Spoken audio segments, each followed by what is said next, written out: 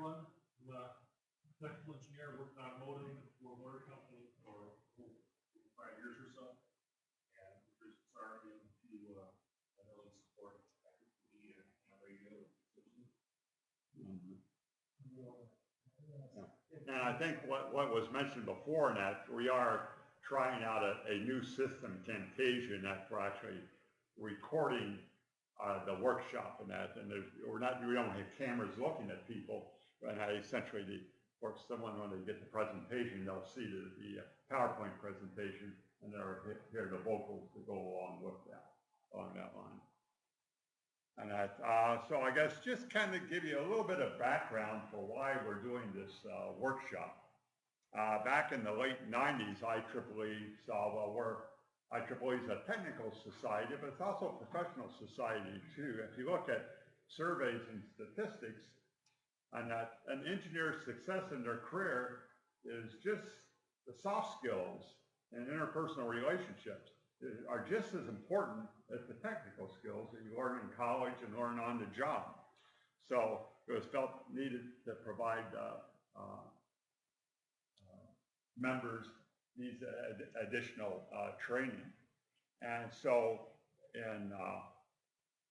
was in 1999, they had a Teach the Teacher program down in Atlanta, Georgia. And they had two programs, one on leadership development, one on project management. And I represented Region 4, which is North Central United States, and at the leadership development workshop. And so I committed to do similar workshops around the country. Of course, that one was taught by a Ray Finley, who's a professor at McMaster University in Canada and a past IEEE president. And it was geared to be like a day-and-a-half program. Well, I determined that was way too long, and that people don't have the time for that. So we tried to break it down to a much more manageable program you could get down into a good part of the day, but still give you enough time in the morning and the afternoon along that line. Because they saw the need for some of these particular skills. For example, I know I had heard and read from some people that in the past, the only real training in leadership they got was either at Boy Scouts or the U.S. Army. Other than that, there really wasn't any really leadership training for people. For example, I know how many here have their MBA? Anyone? Raise your hand. So there's a couple have your MBA now. Of course, I got mine a long time ago, as you can tell from the gray hair and the beard. But I mean, the emphasis was on marketing, accounting, management, finance, things like that. But there really weren't any classes or programs on the leadership per se. And universities became aware of that when they started getting feedback from companies that, yeah, you're turning out managers, you're turning out engineers, but we need people that are leaders. They're willing to take risks. They're willing to take the initiative to do things. And so it's been probably a little better than 15 years ago when many of the universities started incorporating leadership courses and programs into their MBA program, and also into engineering programs and other programs that are out there. And they're working on expanding those programs. And so hopefully our existing students are getting some familiarity with leadership skills. Then also, if you look at particular standards organizations, looking at leadership, how many here have your PMP, your Project Management Professional Certificate? I thought there's someone out there. I took the course, but I never certification. Yeah, I took the course too, but I never took the class. And but that's a certification program for project management professionals, and it's a certificate like a license along that line of that. And they have a big part of their guide talks about interpersonal communications, which is a major part of what we're discussing today, and they talk about things. But I don't know if anyone knows that there's actually National Society of Professional Engineers put out an engineering body of knowledge. And they have in there a number of different areas that you should have some familiarity with.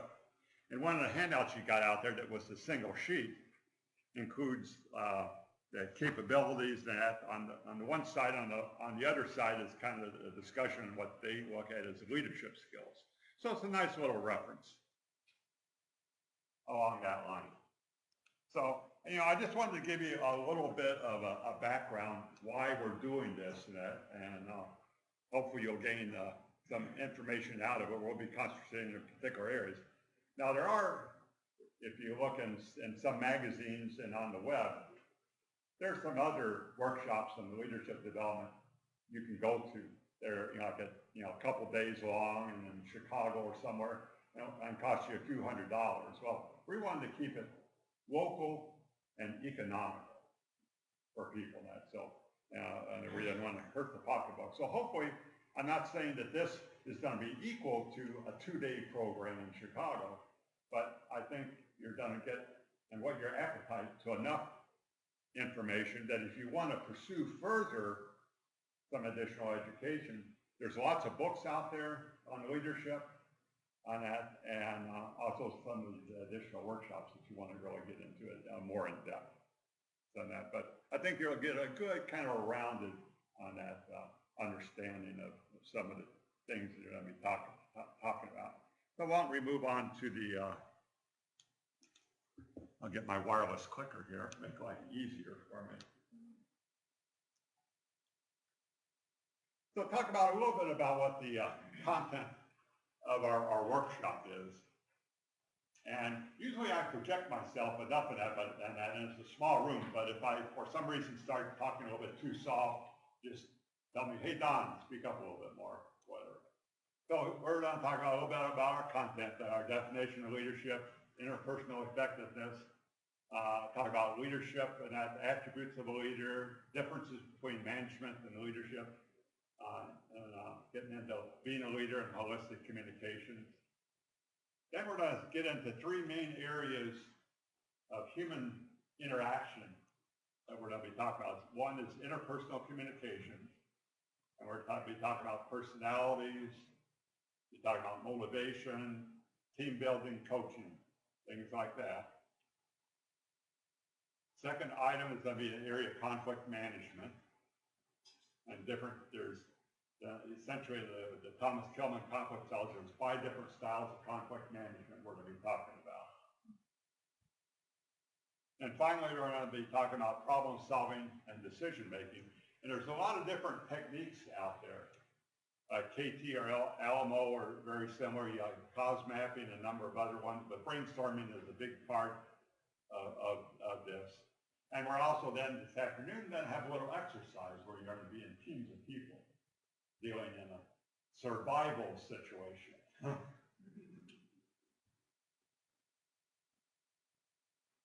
Oh, hi, Carl. Hi, Don. So, I saw this little cartoon in the Wall Street Journal, and I thought it was kind of funny that, for the leadership seminar, next we'll learn about ducking blame. And well, actually, being a leader is just the opposite. And if you have a team of people and someone from outside the team has some issue, you want them to talk to you, then you'll work with the people on your team if you happen to be the particular leader. But you don't necessarily want them to you don't want to throw your team members under the bus and have someone talk necessarily directly to them, but find out the issue and then deal with your particular team member directly. So I thought this was kind of funny, and that we're starting off our particular workshop, our seminar. And what I'd like to ask in that is, there's a lot of different definitions for leadership you can see out there, looking at different literature or websites. And I would like someone to suggest, what do you think your definition of leadership, or what's an element of leadership? Anyone want to bring forth some suggestion?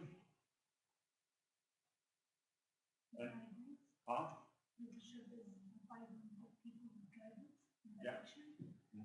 That's true, and yeah, you'll see as we get into the leadership styles, there's like a guidance approach, and then there's an enabling approach, and that's so trying to get that to the, and yeah, Empowerment, yeah, that's part of it as well. Leadership is about connecting with people. That's right, that's right. Mentoring. Yes, very much so. Anyone else want to offer anything? Well, like I say, there's a lot of different definitions out there that have different elements. The particular definition we're going to use in that is the ability to influence others. Now, in other words, you have an impact on other people. You can influence, how they deal with things and what they do with or without authority. See, most of the times people think of a leader, well, the leader of an organization, the leader of a department, something like that. But it doesn't have to be. That's why I ask people, what types of things do you do outside work or your family? And that you have an opportunity to function in a leadership type of a role in a lot of different aspects of your life. Say, just for your family, if you have kids, you need to be a leader working with your kids so they don't run all over you. And along that line, or you could be a committee with, say, a community organization, and you need to, at different points, exercise some leadership skills or take control of a particular situation or volunteer to do something that requires some help from other people in that, and you got to be able to influence people to work to help you accomplish that particular goal.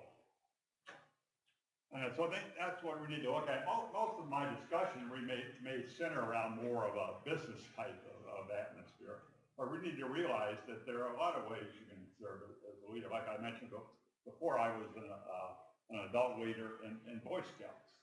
So you're working with the boys and your particular troop or organization to get particular things done. You actually get them to be the leaders, but you give them a mentoring type of support along that line. And in this particular case, and we're talking about that really anything along this line that has to get done, and that it takes some human effort, like it was mentioned before by one of the volunteers, and that you're mentoring people, helping people move along, but you're depending on other people to get things done, and to help to do that, we need to exercise particular human interaction skills, interpersonal communication, conflict management, problem solving, and decision making, as I mentioned before. But before we get into those three elements, I want to talk a little bit about leadership. You want to be really effective in doing that, and a person has to keep certain things in the back of their mind and be aware of things. And we're going to look at three particular items of really related to interpersonal effectiveness. A certain awareness a leader has, abilities that a leader has, and a commitment that a leader needs to have. And I've always talked about as being the three legs of a milking stool to do that, but most people don't know what a milking stool is now. So I'll just say three legs of a stool for stability, and that will help in your effectiveness and influence people and being a leader. First one is awareness. It's the state of consciousness. It's understanding the fact that you're in a world where what you do and that influences and has an impact on other people. You don't live in an ivory tower separated from everybody else. So you got to realize that what you do, the actions you take, do have an impact on other people, and you got to realize that, and so you have to take into account what is that impact going to be, and that is going to be good or bad. Is it going to be to the benefit of where we want to go in our particular goals? So you really need to take that into account. You have to have that awareness of other people around you. I'm going to talk about ability.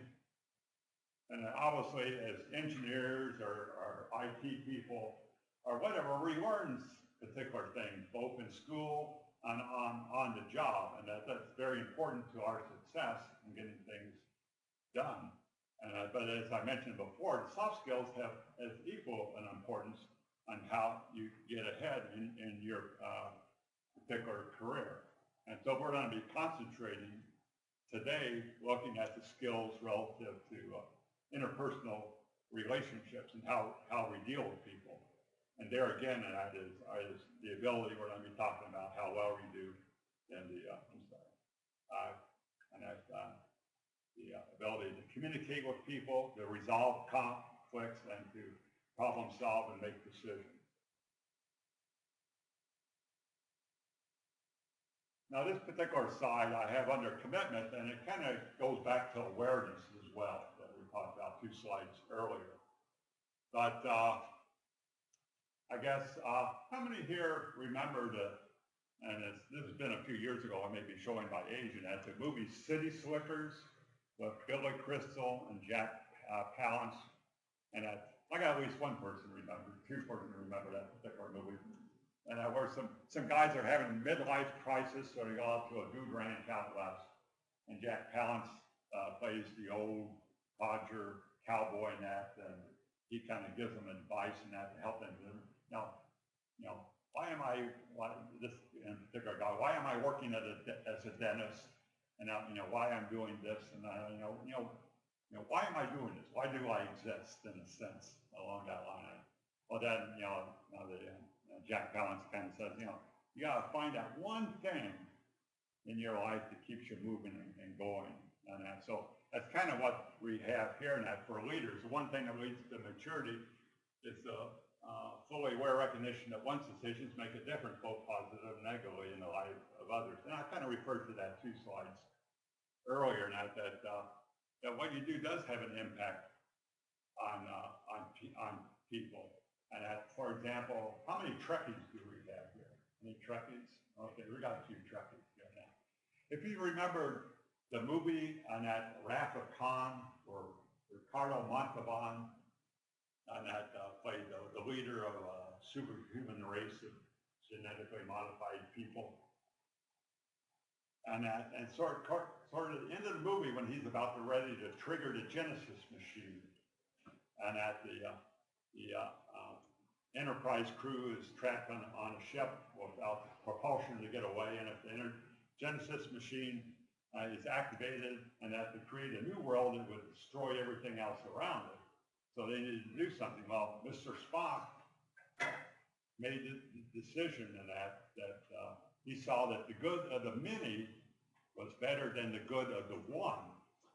So therefore, he sacrificed himself. He made a commitment to take an action that would save everybody else, but obviously he died because he was exposed to the radiation in the reactor.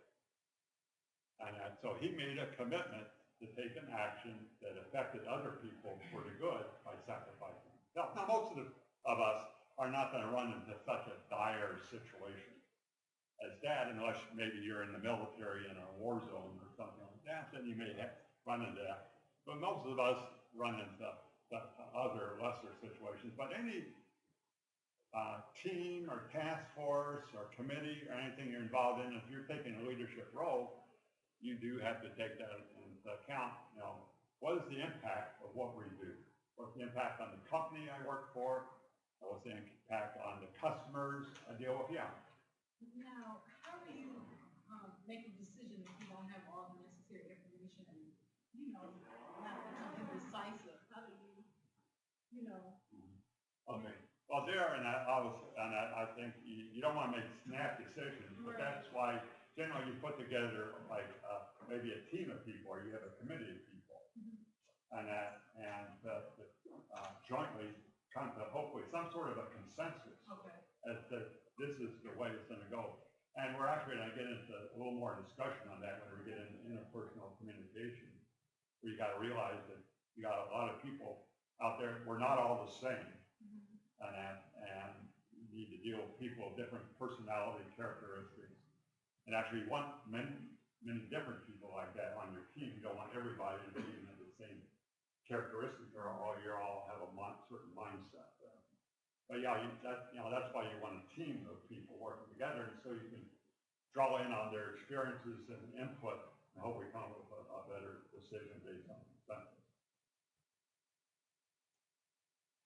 But I look at the situation. Say you're a small business owner, okay, and you have so many people working for you now. Well, you hit a recession point, and then business starts to slow down, and you have to lay off a few people because just the business won't support it now. Obviously, there you're having a negative impact on the people you're laying off, but you're having a positive impact that the people you're still being able to maintain on your payroll. So you got to look and see that you got a certain balance there you have to deal with. Another movie example relative to commitment. I don't know if people remember the Untouchables movie where Kevin Costner played Elliot Ness and Sean Connery played Jimmy O'Neill, Blackfoot cop in the Chicago Police Department. But in this, it's another case of commitment in that after a particular unpleasant raid situation that Ness comes to Jimmy O'Connell on that, for some help. He needs someone to help him on that to address the problem of drinking and prohibition in Chicago. But then Jimmy O'Connor asked him, "What are you prepared to do?" And Ness says, anything I have to do to make this right. Then Neil says, as it mentioned there, that people know where the problem is, but they're not willing to do anything about it. You said you'd do anything to make it right. Now I want to help you. You made the commitment. In other words, Ness made the commitment that we're going to do this, and I'm going to do whatever it takes to do it. So this guy was an honest cop. And Senator said, okay, if you're going to make the commitment to do it, and I think what you're doing is right, so I'm going to help you on that. But you made the commitment to do it, and not a haphazard thing. So that's one thing you got to look at with the leader. You have to have that commitment that we're going to work towards our goal, work towards the end result of whatever effort we're doing, that our project team, our task force is doing, where we want to go to. You have that commitment that we're going to keep on working towards that goal. Okay, we're going to talk in general terms about leadership now before we get into the particular human interface aspects of communications, conflict management, and problem-solving decisions. Here, you'll see I have throughout the thing some different cartoons or whatever now, like I add in a little color instead of all black and white. And also, don't be afraid if you have a question about something and that you want some clarification, you don't agree with something, or you want to emphasize something, don't be afraid to raise your hand. And if I don't see you, or if I ignore you, say, hey, Don, I got something in that ad, something like this. You see all these promotional and posters you see around at offices and that motivational ones. I saw this one here because you also have some ones that are funny ones, and this one has, and it may be hard to read, but leadership, it says, nature's way of thinning the herd. And you can see the one guy is ready to go off the cliff, and then followed by another one and another one. So, I mean, we're not out to throw leaders underneath the bus or anything, or be over and get rid of them now. But it's just a point that if you take a leadership role, are you shooting yourself in the foot sometimes? It's part of the kind of imply. But some attributes of a leader. There's whenever we have lunch here, you're welcome to take a look at some of these books I have up here now. But there's a professor from University of Southern California, Los Angeles, in the business school there. A gentleman named has been around for a long time, Warren Bennis. and he wrote a book on becoming a leader back in 1989, and it's been updated in 2003. But he had come up with some particular attributes that a leader should have in some sense, one way or another. So I want to discuss those a little bit here, and I've added on a few other things as well, but just discuss, what you would expect from a leader, and some of them maybe sound a little bit too strong, but you got to look at it in the sense of whatever the magnitude of the committee or the team or group of people you're working with. But you need to have a guiding vision. You want to know what you want to do, where you're going, and that. But you need to establish achievable goals. Okay. I mean, so you may say, okay, I work in the auto industry, and I want to design a new car that will have 5 miles a gallon increase in fuel efficiency in the next 2 years. Well, that's probably an achievable goal. But if you said, well, I want to do one that's going to give me 1,000 miles to the gallon in 2 years, that's probably an unachievable goal. And so you're kind of putting yourself in a position to lose, and it's going to be a lose-lose situation where it's going to be discouraging for the people on your team because you're not being able to make that goal. So you need to have achievable goals. You need to have a passion. Now, if you're kind of a person that's real quiet and people don't have a really vivid impression of you, and that they're not necessarily going to follow you enthusiastically. So you got to really have some real interest or passion. Cheer on and motivate the people that are working on your team, and we're going to work on this, and we're going to move ahead, and we're going to achieve our goal like we planned on that. You got to have a passion to help for people to follow behind you. Does this equal being excellent? What's that? Does this equal being excellent? On that, well, we're going to get into personality. We're seeing introverts and extroverts, and you don't have to be an extrovert on that, but over a particular point but in a particular situation, especially if you're dealing with people that you may be somewhat comfortable with, or you may be more knowledgeable than they are, then it's a little easier to deal with confidence and deal more with a passion. But no, you don't have to be an extrovert. You can be an introvert too and still be a leader, and that does not exclude you. But people have a tendency to think that people that are extroverted have charisma, and obviously people have different characteristics. So people, because of their outward expression, some people may have more of a persona, and that to have an impact on people on that. But it doesn't limit anybody from being a leader in any particular time and any particular role. It's situational, and we'll talk about that too as far as situational leadership.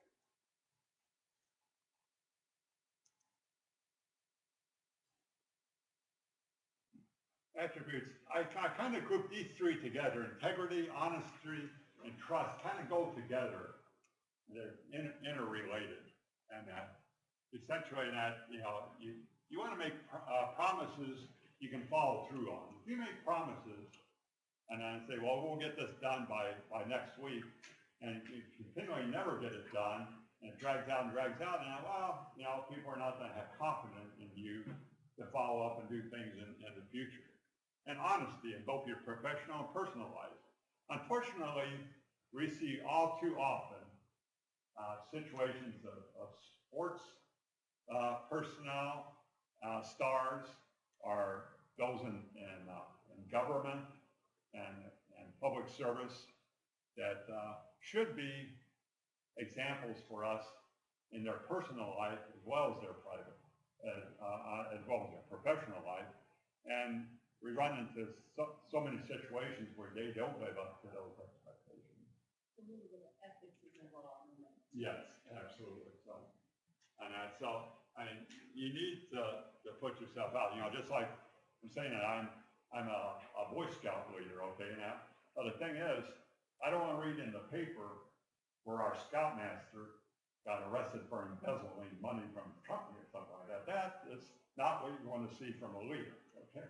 So, but like I say, all too often, unfortunately, we see some top athletic stars and government leaders that in their private life do not live up to the expectations of the general public, and really a disappointment. And trust, as we talked about, and that it's hard sometimes to build up the trust of people that are working with you, but unfortunately, it's all too easy to lose that trust if you don't meet up to their expectations. Talking about curiosity, obviously, leaders are learners. No one has infinite knowledge.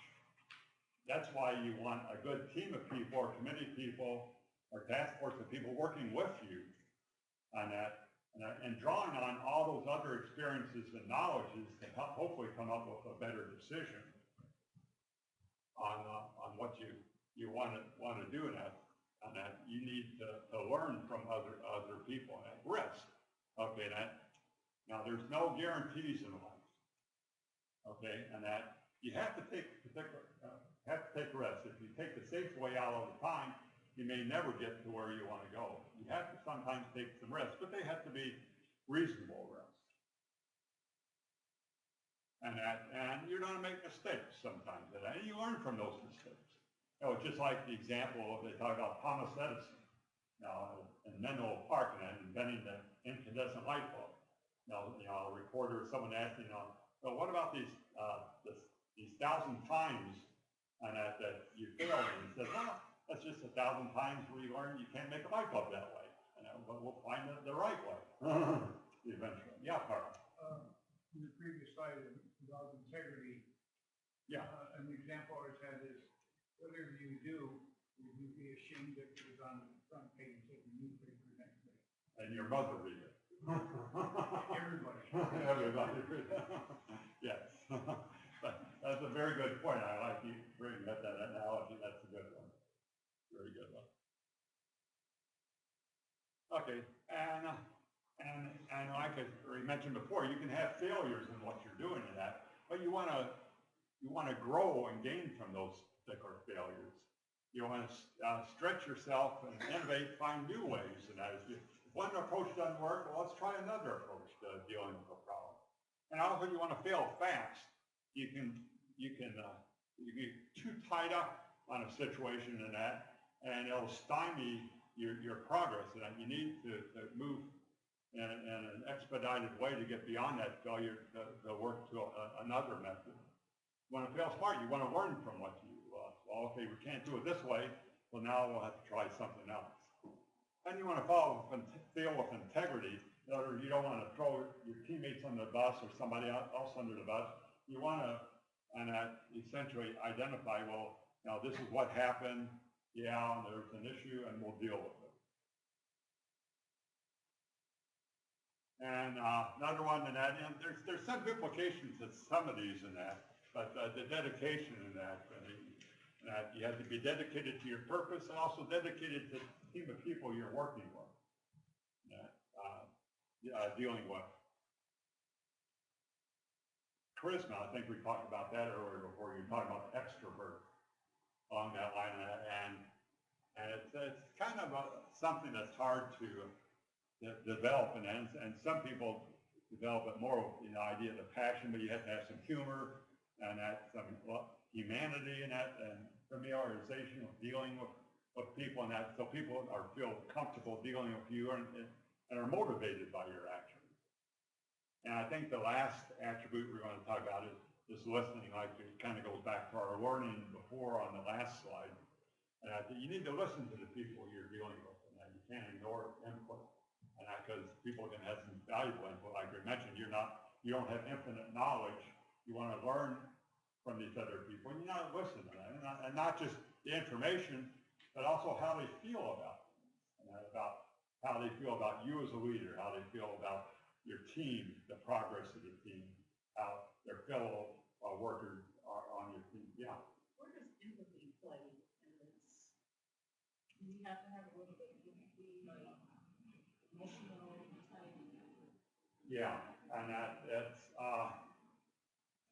you have to deal with people, especially on your team, in a sensitive manner, and that, because the thing is, you don't, on that, if you alienate people, on that, then they're gonna be less willing to work with you in the future.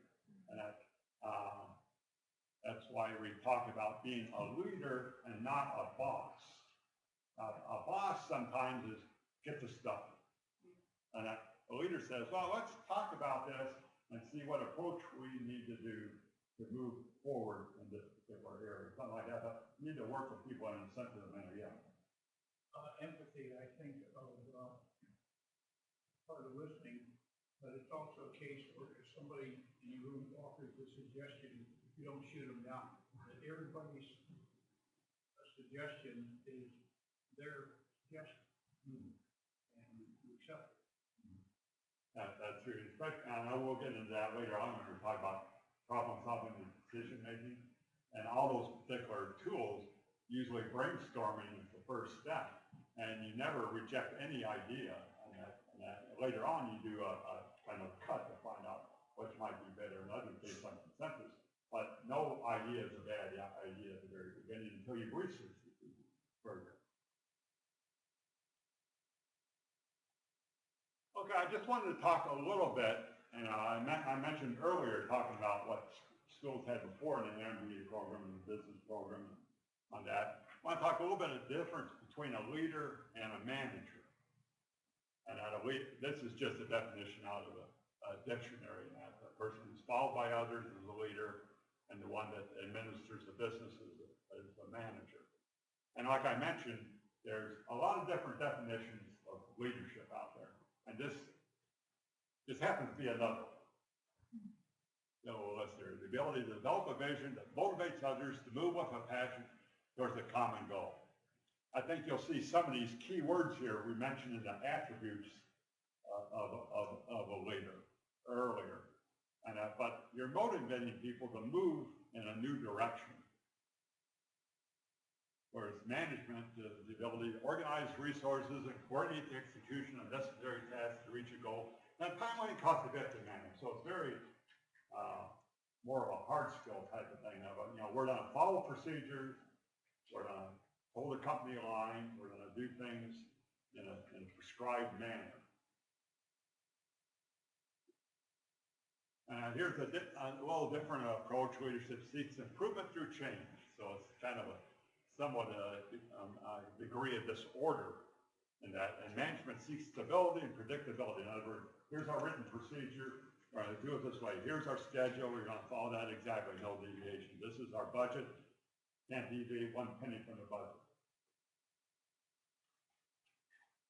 This is a nice one I saw. I saw it in Warren Bennett's book there. And also I heard it in a couple other ones. Is leaders do the right thing. In other words, putting you in the right direction for the future of your company, your group, or whatever that. And managers do things right. In other words, here's the written procedure. I'm going to do it exactly by the procedure.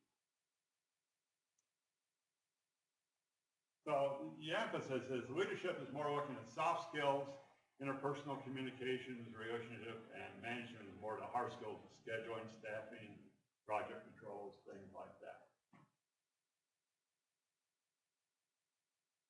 And here are just some various attributes of manager, and I'm not going to read through all of these things, but just, for example, develop a schedule of a project, estimate costs involved, and your annual evaluations. Here's just a few other ones too, a few other attributes. Report to senior management, form administrative tasks, monitor progress. So they're rather structured management type of activities. I like Dilbert cartoons. So I don't know if does anyone have any trouble reading this particular cartoon? And it has to do with elements of management. I'll give you a minute to that if you want to.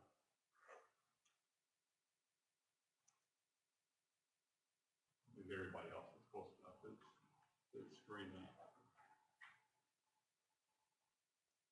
like, you know, the employee comes in and tells his manager, you do all these things and things to motivate me, and at the end you may get some great productivity out of me. And the boss kind of listens to all this stuff, and then he says, leave my office and drop dead. And the employee says, you know, that helped me learn and grow. And so, you know, it kind of goes in the line of, you know, a person as a particular manager exercises these management skills, it's supposed to motivate people. But what we're emphasizing today is not necessarily being a manager, but looking at being a leader. Not to say that one is right or one is wrong, because they aren't. And that you really want to have managerial skills and leadership skills, and develop those and apply those where they need to be applied. So I'm not saying one is bad and one is wrong. I'm just saying there are two different areas or aspects you need to address, and two different areas in that. But you want to have leadership skills, but also you need to develop management skills as well. And but like I mentioned earlier, in the past, too many business schools and working in MBA programs emphasize more to management, but really did not get into the leadership area and dealing with people and resolving issues. It's more the hard skills as opposed to soft skills, and we're trying to emphasize the soft skills on that, what we're dealing with being a leader. I like the one down here, if you've never met a challenge, you will never find out what you're worth. And that's so, you know, there's no guarantees, you know, it's not a simple answer to everything. So you got to be able to deal with a challenge and gain and overcome that challenge.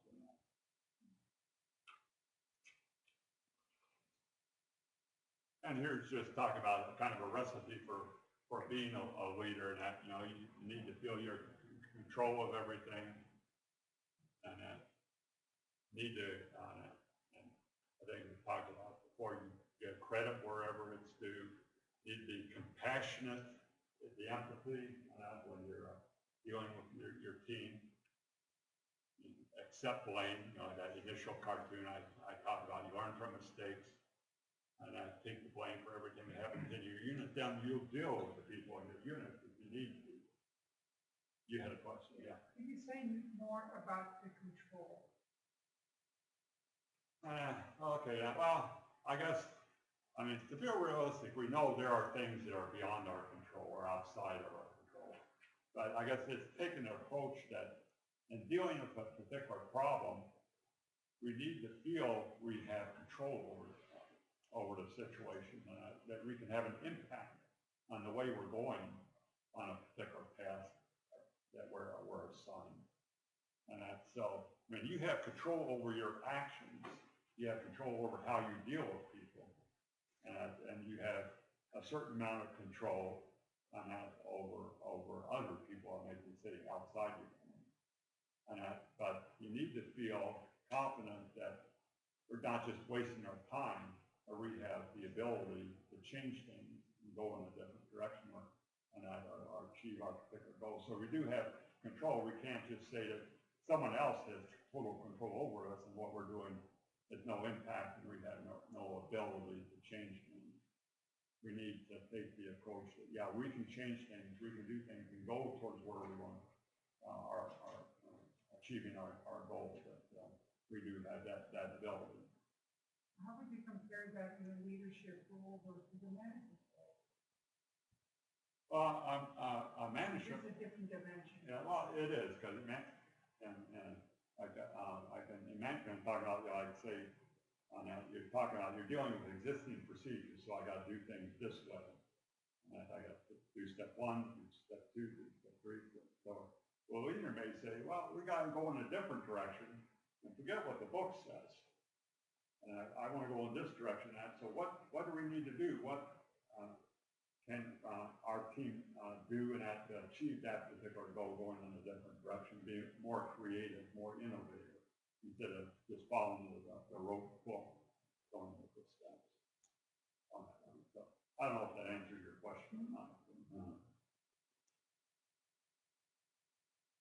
Here's a couple other things to keep in mind, and that I especially like the last one. Don't be afraid to get your hands dirty doing what you make the coffee. In other words, don't ask someone to do something you're not willing to do. In other words, on that, I know I do the situation of when our Boy Scout troop and at a camp and that we're looking to about ready to leave after we take down the tents and everything, and we police the area where we form a line of people going back and forth along that and pick up any trash or everything. I get in a line with the scouts, okay? I don't just say, you do it. Get in there and then do it too. And so I'm out there picking up trash and everything. So you want them to do a job, you gotta be willing to do the job yourself and that. Or, you know, there's always the thing that, well, you know, you go make us some coffee now. Well, no, I'll go make the coffee. Yeah. An example of that is, and I think it's today, Mark Hackle, who's out of Macomb County. Yeah. He was promoting, and hasn't been done a long time, is cleaning up the roadway.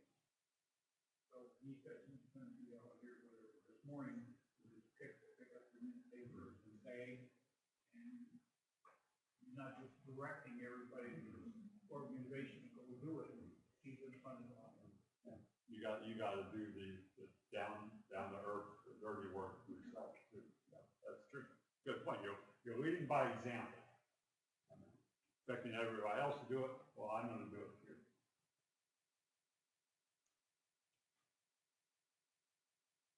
There's a couple of other things that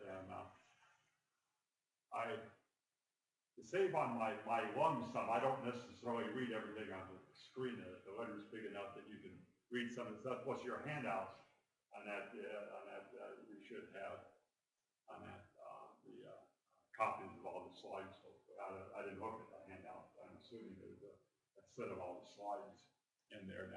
But you know, just some things to keep in mind, and some of this is re-emphasis of some of the things we talked about before. Yeah. On the slides, is there a PDF version? On that, if I get everybody's email address, and I can send out my presentation to everybody. It's a PowerPoint presentation, and that I can send it to everybody. And it's not copyrighted. It's nothing like that. So if anybody wants to use any information and wants to copy slides and do something themselves, go right ahead. And as far as I'm concerned, it's public domain. Yeah. I've got the slides on the PC, so someone does want them, I can just email them. Yeah. You post them on the section website, too. Yeah. Well, actually, I do have an earlier version of this presentation is on the section website, but I need to update it and put in my newer version of my cartoons and everything else. But it is an older version is on the website. But then also too, and I can send it out. Malcolm and I both as long as and we should have everybody's email. I'm assuming. And then if I get just a list, I can just send it out to everybody. Because we're going to be covering a lot of things, and I know you're not going to retain all this information and all these slides and everything like that. And if for some reason you want to go back and see something, you can always go. If you had a PowerPoint presentation, you can always go back and see it.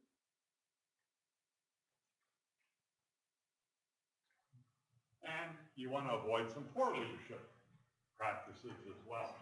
Now, taking the easy way out instead of just hitting the target head on that. Pretend you don't know what you actually do know. And I like the one fall victim to shiny ball syndrome. And what that is some hot, maybe you're working on a particular task, your team is, then some other hot issue comes up, and then you avoid working where you should be by looking at this other particular tangent issue, and not staying on the ball working on the particular task you should be doing. But there's a couple different things. Now you're making me feel good. Why is that? Something more interesting comes along and yeah.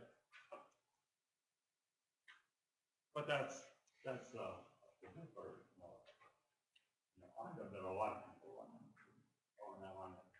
something more interesting than a particular, more important task, maybe sometimes. I think it's important that you are aware that you have a tendency to do that, so you have to work extra hard to not do it. Yeah, I know I run into that, working sometimes too, that. You know, also when you're working with people on your team, and I like the item of being too harsh. You got to deal with people like we talked about before, and empathy, and you need to have people working with you. You don't want to alienate people. Sometimes you have to be direct with people, but you don't want to turn them off. You need their cooperation down the road. And that you need to work with you. You need to be a leader, not a boss.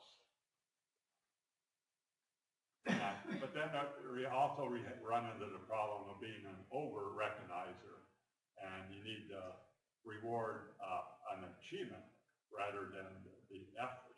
Because I mean, you can have someone who's doing a lot of work for you and spending time and hours and doing things, but if they don't produce anything, what good is it? Okay, you need the achievement is the important thing working on a particular project. You know, I got to get to my end point. I need to get this design done. And yeah, you spent two whole weeks doing it, but are you done? You need to eventually get the end project.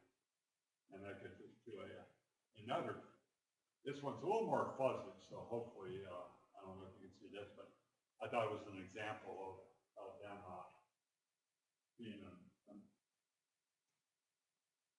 giving that recognition too readily, and for something that's negative and as opposed to something positive.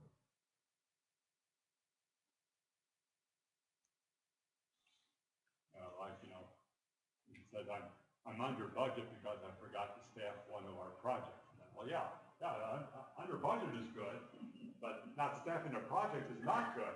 So are you going to reward that? And so this guy says, yeah, sure, okay, that's something to work with.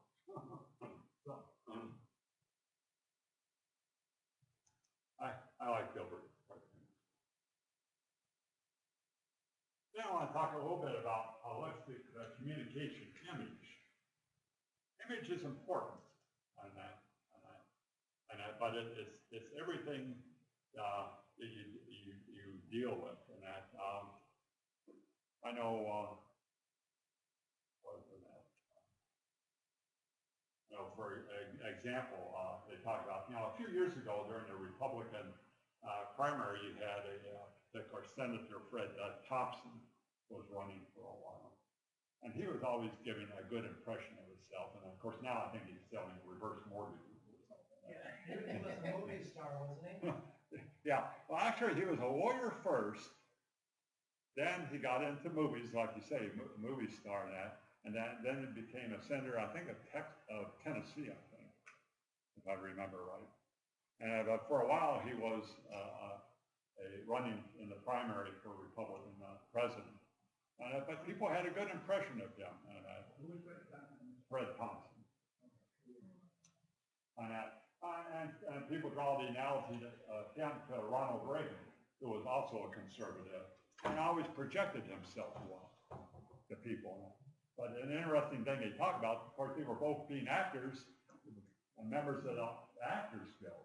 And so actors learn to project themselves well, especially in different roles on things. So it's part of them, yeah. Yeah, Ronald Reagan was a socialist when he first started out. Yeah, and then it's completely, And Churchill was also he was a member of the Liberal Party before he flip-flopped and created conservative. That's true. But there's a point of image, how you project yourself to other people, and that. And you mentioned Winston Churchill. FDR had a way of projecting themselves because he always smiled. In fact, Winston Churchill mentioned to him that meeting with FDR was like opening a new bottle of champagne. It was always, a pleasant experience along that line. And most people don't realize that George Washington was very image conscious. he designed his own uniforms and wore them, and he wanted them to be respectable uniforms, but not gaudy. And he was very conscious of the way he rode a horse. And wanted to look in a very respectable way riding on a horse. I know they had one example I read about. It was towards the end of the Revolutionary War. There were a number of officers were together and they were almost in a mutinous type of attitude, and that because they thought they were going to be sent home from the Revolutionary War without their pay. Well, Washington then came into the meeting with them and said, well, here, I want to read you this letter from this congressman and things are going to be better ahead, and we're going to get funding and everything. And then he said, if you don't mind, I'd like to put on my glasses here, because in the service of my country, not only have I become gray, but I've become nearly blind in doing things that. But then all of a sudden their whole attitude of these mutinous soldiers changed, because then they're feeling, we're just interested in money, whereas this guy is grown old, going nearly blind or whatever, what are we complaining about? So he kind of changed the whole attitude of that group of people by the way he approached them. He made them feel sorry for him. But you got to look at, for example, you give warm fuzzies. Do you feel, and do you appear energetic? And have someone that, are you in a mode of operation where people will look at you in a positive way or you hand out cold prickles, you frown a lot, you feel tired, drained of energy or whatever, how do you, are you projecting yourself in a way? In other words, if someone is kind of just, out here like talking with you, as opposed to someone that just says, hello, my name is Don Bramlett, and I'd like to inspire you to do that. And yeah, I know, you're going to sleep, Carl. But I mean, there's, everything about you in that, has, projection of how people react to you.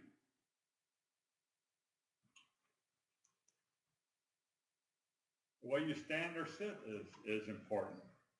And that, for example, if you came in, put it over here.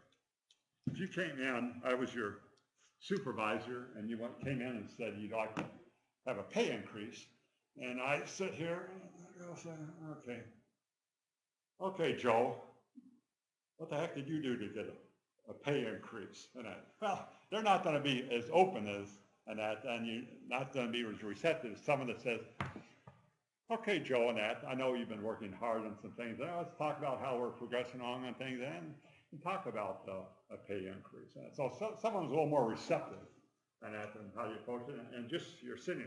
Usually, a lot of times they talk about if people. Now, sometimes it's necessary, but sometimes if everybody is cross-legged, they're not receptive to.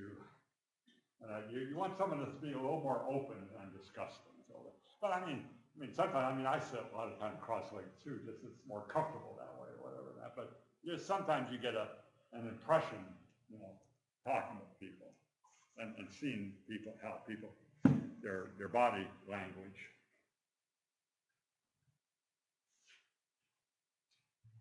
The way you dress, and I like the idea, and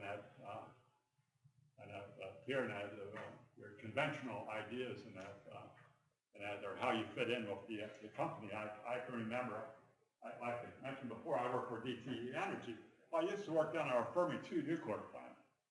Well, then I interviewed for a job to work in project engineering in our fossil generation end of the business. So, you go for an interview, you want to give a good impression. So you look really deep with a coat and a tie and all the stuff, and so did the people that were interviewing me. Well, then then they hired me to move down to the other department. And so I go on my first day and I'm wearing the tie, sitting at my desk doing stuff. Guy comes up to me and says, "Don, you don't wear ties."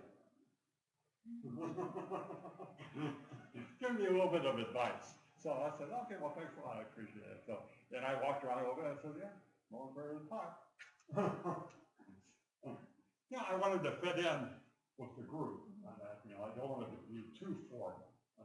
There might be some times when you got a special meeting to go to, the management or whatever, then you want to be more formal.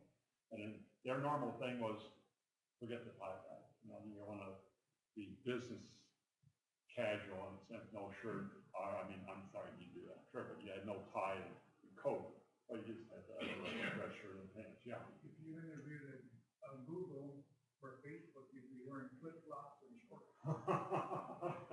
Their environment is a little bit different, a little more relaxed. But way you dress is important, and based on the particular situation you got to deal with. Google or DTE, the way you write, and how you project yourself, the language you use, in your writing, you sound like a Philadelphia lawyer or an electrical engineer, for the other electrical engineers you're dealing with. You use all $25 words or 25-cent words, and if you have the sentences that are too long that people get lost, or if you use a lot of 25-letter words that no one understands, along that line, you got to be conscious of that. I remember I used to work for a particular supervisor, and his writing skills were not necessarily the greatest, but he always had me proofread and edit all of his emails and communications going out. Then we would work together to have something that would be usable and that was appropriately readable for the audience we were dealing with. Along that line. Now, I'm not going to get into handwriting style, because I'm not an expert in this area, but sometimes you'll see that, especially for someone you see, well, actually, not so much anymore, really, to tell you the truth, because, everybody does things on the computer. Everything is printed. When was the last time you saw someone writing something out in cursive, okay? They don't even teach cursive in our grade schools anymore, okay? So I'm not quite sure how you're supposed to sign your name or anything, but everything is geared towards being on the computer. You can't read anybody's signature anyway, so it No. Everyone looks like a doctor's signature. You can't read it, or little squibbles or something like that. Put an X on the line. Something like that. So I may eventually have to take this, I don't know, it's still appropriate as far as sentence structure and everything else, all the communication that you get. But an email can make you look really bad too. Oh yeah. Yeah, I know. I'm on the human performance committee for our Fossil Gen department. Mm-hmm. And part of the thing is, self-check and proofread what you're doing a couple times before you send it out. Yeah. And even a peer check, have somebody else read it. Because a lot of times you say something and you know what you mean, but that's not what it says. And having another person look to see, it can bring you, like you say, a lot of embarrassment. And sometimes it's just who you send it to. Unfortunately, people have a tendency to reply all.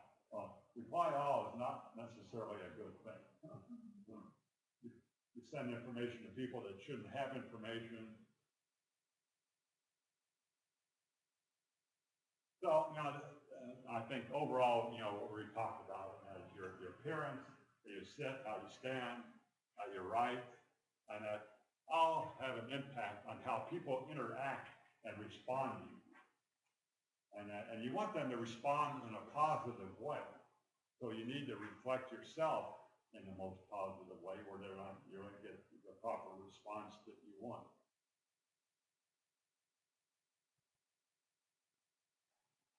And and here's kind of the bottom line. You want to be in control of your environment, and then you want to make every setback or failure into an opportunity for success in the future.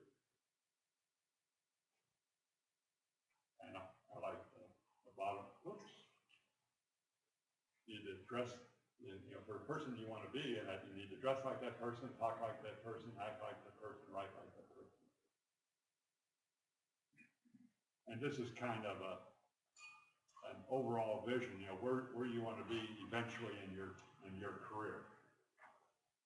Now, where do you want to go in your particular career? I kind of like the bottom one there. I want to be a millionaire.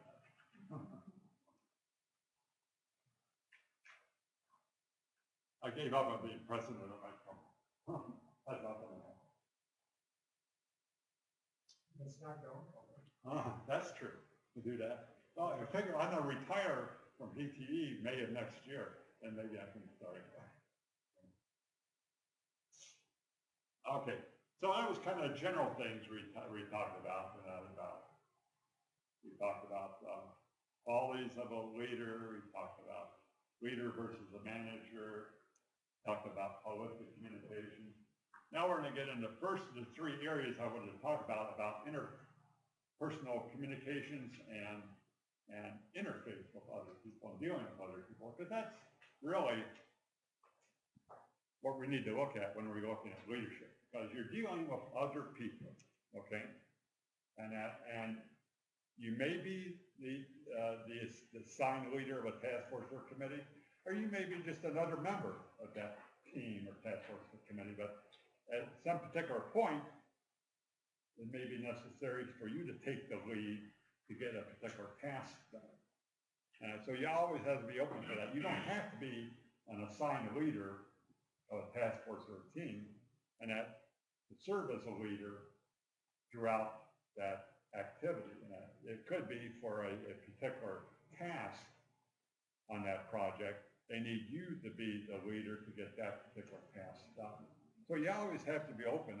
You can serve as a leader, and there are a lot of opportunities for you to take a leadership role. You don't have to be an assigned leader. So first, let's get into interpersonal communications. And the reason I'm spend probably a little bit more time on this one than some of the other ones is the fact that that's really the first step in dealing with people. And there's a lot of different types of people. And we'll talk about that when we get into the Myers-Briggs type of thing. And so you have to realize we're not all the same mindset. And you've got to deal with other people of different personality characteristics. And when you put together a team, you really don't want everybody of one mindset, or else that filters out a lot of opportunities for new ideas, new opportunities. So it's actually good to having a diverse team of people with different experiences, sometimes different gender, different backgrounds, and that. So you want to have a diverse team of people working on a particular project. And so that's why we're going to be talking about personalities at first, understanding that there's people where you have to deal with. You have to take into account their character and how they may interface with what you do or say.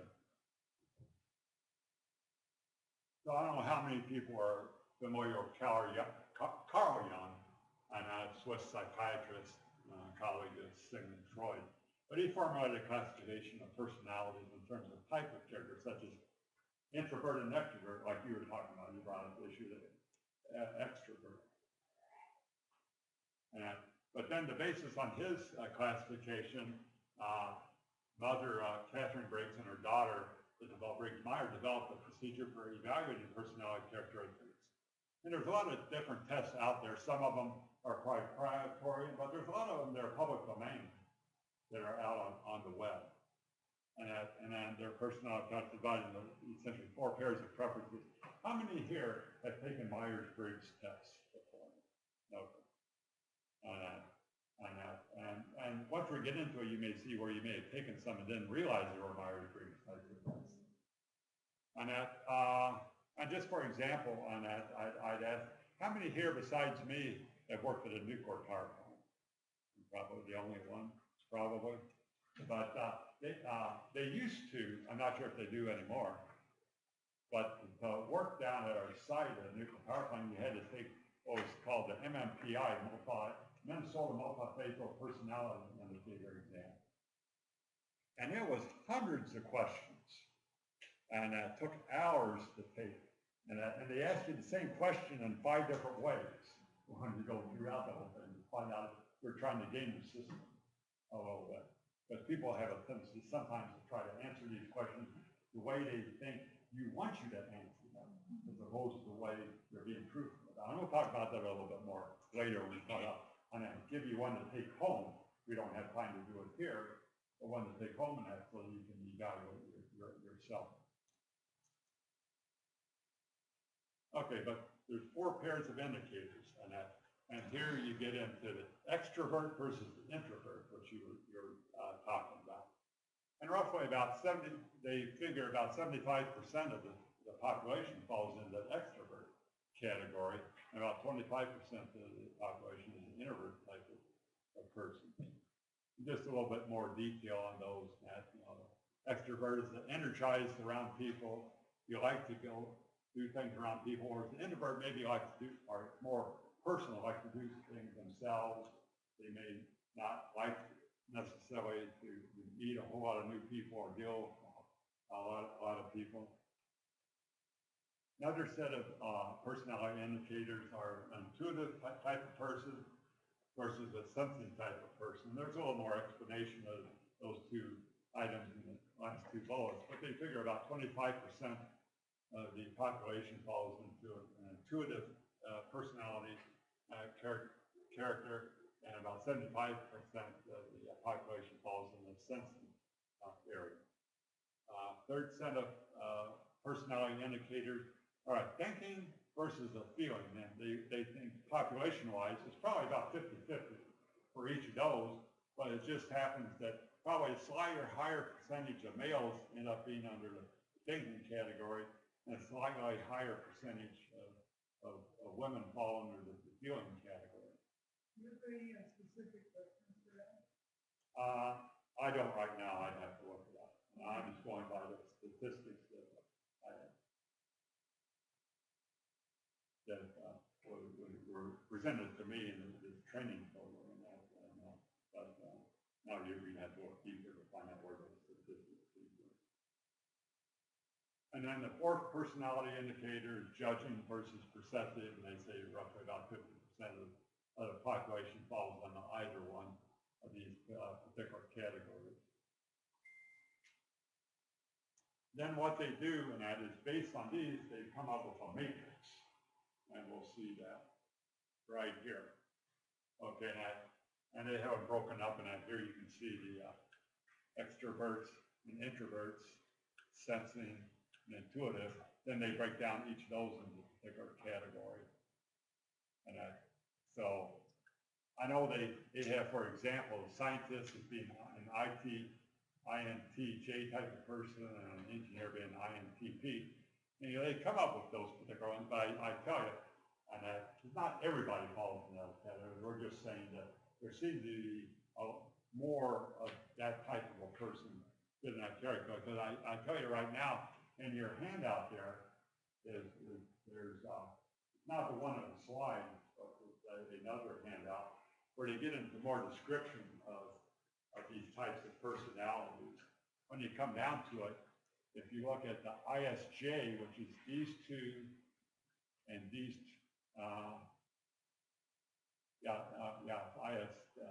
ISJ here, and that you end up being like about 40% of the engineers they saw fell into that category, or engineering students fell into this category. More. No, that's the one on concept management. But there should be another one. I'm not sure what they handed out to.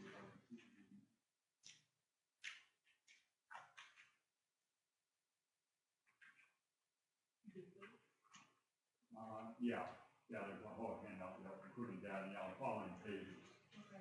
Give you a more description of what those different characteristics of. They were too much detail that I didn't want to go over all that detail. I just want to give you a little bit of a sample, and then when you want, you can go more in depth by looking at that handout. But I find it kind of interesting. You know, they look at first some different. First they talk about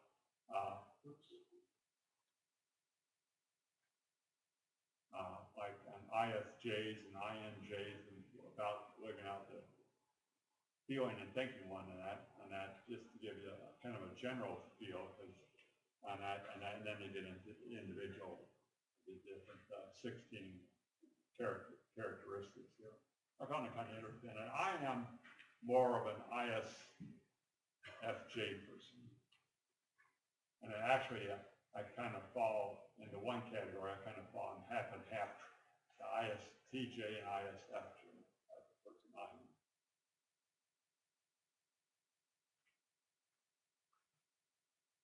And like I say, there's a as part of that handout, there is a test that thing about 80 questions or whatever, and then they do have a chart there for doing the evaluation to figure out, you know, which 4 letters you are.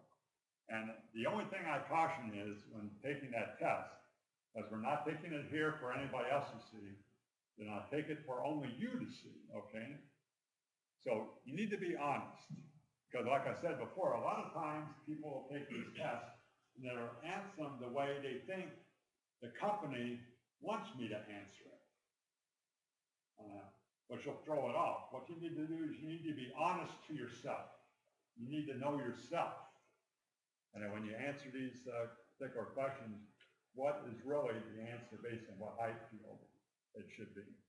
And or else it's going to skew up what the evaluation. You need to be honest in answering these questions. Now you're talking about reviewing. I remember doing some programs on Match.com, single people. And you fill it out, and then you have a good friend fill it out, and it doesn't look the same. Because you see how you would like it to be, rather than how other, versus how you see yourself versus somebody else seeing you.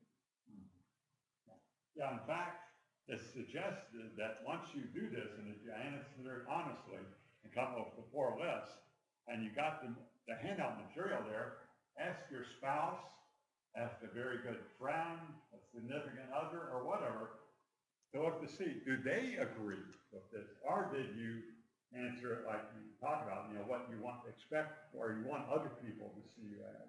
Were you honest in your evaluation? And that's why when they talk about the correlation of personalities and what the person actually is, you know, what the test shows and what they are, sometimes the correlation isn't as great because they answer it the way they think the company or someone else wants them to answer, as opposed to the way that they really feel. Like I say, then you evaluate that yourself. Yeah. In this case, can we say a leader is born a leader, or it depends on how the parents raise him? No, there is no born leader. So it depends on how the parents raise their child, right? Yeah, how the parents, how other environment, your education, there's a lot of things. It's not just your parents. Because if you go back to Ronald Reagan's example, Yeah. he said since they were actors, and Fred Simpson said, Fred Thompson, yeah. Fred Thompson, since they were actors, they know how to present themselves. Yeah. So that means that's wrong. Now what they do is they learn to present themselves in a positive way to the audience that they're talking with. Yeah, Now, we're not saying it's wrong. We're just saying it's just like. Reagan achieved 50. He ended the Cold War 50 years old. Yeah. A 50 years long Cold War. Mm-hmm. So I think actor is an art. Acting is an art. Yeah. Living is an art of living. Mm-hmm. Every person who's alive, if he's not an artist in something, cannot achieve nothing. No, yeah, you want, for most people you're dealing with, be it a spouse, a friend, someone else, you want to project it yourself positively. I mean, sometimes you need an honest opinion from somebody on something else, and you may get into more you try to project yourself positively in dealing with other I people. think dishonesty comes to what the parents put in their child, right? Oh, yeah, that does have an impact. It's not the only element, but parents do have a great influence on their kids, yes, that's true. You had something, Kevin? I was gonna say the Cold War ended, then which one? No, the Soviet Union dissolved when Gorbachev, He tore Reagan, down the Berlin Wall. that's when the Soviet Union dissolved. Well, the Berlin Wall came down and, under which one? 1991. Reagan left office in '88. Yeah. Paraphrase Shakespeare, the world is a stage and we are all but players. And I would suggest if you choose your part carefully. That's true. Well, like I say, everyone wants to project themselves in a particular way, just like I had the example of George Washington. Here you're talking about someone in the late 1700s, and he projected himself in a particular way because he wanted to be dignified but not gaudy. And he designed his own uniforms, the way he rode on a horse, the way he dealt with people. It was, a lot of us, we dress properly, okay? And I didn't dress in my shorts and flip-flops and everything today because I wanted to be at least somewhat representative, or presentable, or whatever. But yeah, and you always want to try to present. I think most people want to present themselves in a positive way to people they're dealing with to give a good impression. And then parents have a major impact on how you grow, but it's not the only impact. Like, for example, Ronald Reagan, okay, he had an alcoholic father, okay, and Reagan wasn't an alcoholic in that, but and he had to deal with his alcoholic father, and I thought it pushed him in a different direction. And like I've seen different people with alcoholic parents, okay. Some will follow the example of their parents, become alcoholics themselves, and others say, I don't want my life being like that. And they don't touch a drink, a drop of alcohol. So you can see kids will react in a lot of different ways, and a lot of them are you just never expect. Vice versa. I speak from a family of 5, and my parents were rarely, my mother had one highball a year, and my dad drank a case of beer a year. And I had 2 brothers who were alcoholics. So yeah, it's life is interesting. Unfortunately, you can never really predict that. All you can do is try to push in a particular direction. But definitely, take that test sometime afterwards, and that's when you get a better feel for it. Answer the questions honestly. Come up with the categories. Look at it, see if you think that is, because they do have a little description of the 16 different categories. See if you think you fall into that.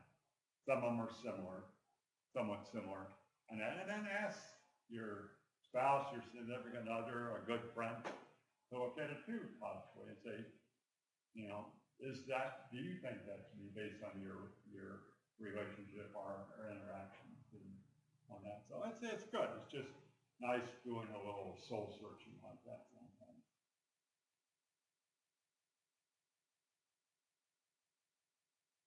Now I want to talk about a little bit, and this is kind of getting into another similar area, and that INPO, Institute for Nuclear Power Plant Operators, and that they have a DISC system. That's a Myers-Briggs type of system. It's a little simplified system, as you see as we get to it. And but in the nuclear industry, they're always concerned about how people interact and getting the right decision, because it's very highly regulated, and you need to have that added emphasis of making sure things are right. And everyone agreed this is the direction we need to go. So they're very big into continuous improvement, human performance, and the personality indicators, just to get a better feel. Like I mentioned to you about the MMPI test that I took when I was going to work down at Fermi. And that, you know, it was a Myers-Briggs type of test. But they are definitely looking at the type of people dealing with that. You don't want someone way outside on the fringe. And that, but in this particular case now, in this particular area, talking about this, we're not really be talking about engineers in particular, are knowledge, I'm gonna say knowledge workers, I'll say. Doesn't have to be engineers, could be IT type of people, could be scientists, whatever like that, but I'm not talking about knowledge workers, and as opposed to a task worker, like someone at one of our plants, someone in maintenance or operations, like I talked about, you got a procedure book. If I'm gonna maintain this piece of equipment, step one is take off the screws, step two, to do this. So everything is prescribed exactly what you do to disassemble and then reassemble this piece of equipment. But as engineers, IT personnel, scientists, actually there's a greater opportunity for us to make errors because things are not prescribed. A lot of things are based on our experience, what we learn, who we interface with, on making decisions. And sometimes if you don't get necessarily all the right information, you can make some wrong decisions. So there's a greater opportunity for a knowledge worker such as ourselves to make an error in what they're doing as opposed to someone that reads something off, step 1, 2, and 3, and they have a peer check to make sure it's done properly. And but yeah, I like this particular one here that because of their personalities, engineers tend to be critical of others, but not self-critical. Well, as you know, I'm perfect. So, and You're real wise. so the heck with all of you, but I'm perfect, so I know that. And I think I ought to have a little humor with this. But I think, self-awareness is important in that, to understand what your strengths and weaknesses are. And here's what I'm talking about, this DISC method, and why it's DISC because it's called DISC. Talk about introverted here, extroverted here, and actually, we'll see in the next page where we're talking about some of the deals, but if you actually turn this one 90 degrees clockwise, they'll line up exactly with that Myers-Briggs matrix I showed several back.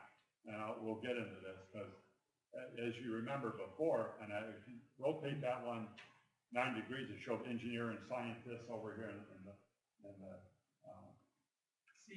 this cause, it was in C, but turned to 9 degrees, it was over here. And here's a little description of what their characteristics associate with dominance, influence, consistency, or steadiness, and because they use letter S, and conscientiousness. And they kind of gave a somewhat of a thumbnail idea of the types of people that fall into those groups categories. Always press the wrong button. And they say like the dominance people seems to describe many managers and project managers. And whereas the influence one seems to describe many trainers and those who are human performance practitioners. The steadiness category describes many human resource administrative professionals, and in the conscientious area, they found that profile captures over 70% of all engineers. Falls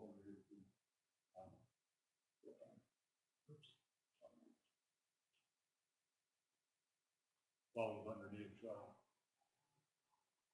that the C area, and which is kind of an introverted type of person. Like I mentioned, if we go back, remember turn it around. There we go. That's the matrix there, and you turn this one around, like I said, about 90 degrees, or turn this one 90 degrees in the counterclockwise direction, they kind of line up in what the description of those characteristics are.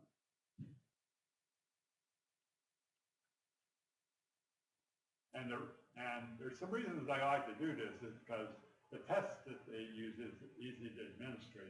It's kind of follow on the Myers-Briggs types of test, because it is a Myers-Briggs test, really. It's a little more simplified. But it's also simpler. Instead of like a 16-block matrix, you got a 4-block matrix. It's cool. It's just the two of them way easier to deal with. But they have combinations of people also. Yeah, yeah. So yeah, I mean, if you look,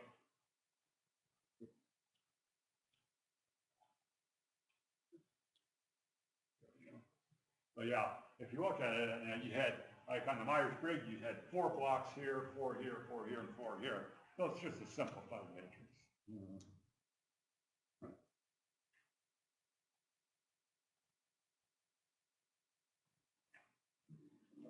That would be the reason why they particularly choose to use this particular profile. And here's some of the identified as the characteristics or attributes of someone that's conscientious.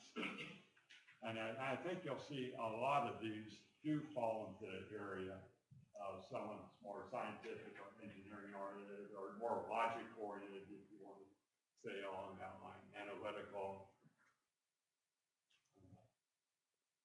So these are sort of some of the like I say, characteristics and attributes of data. And so you can look and see, do they apply to me or not? And I'm not saying that every knowledge worker is the same.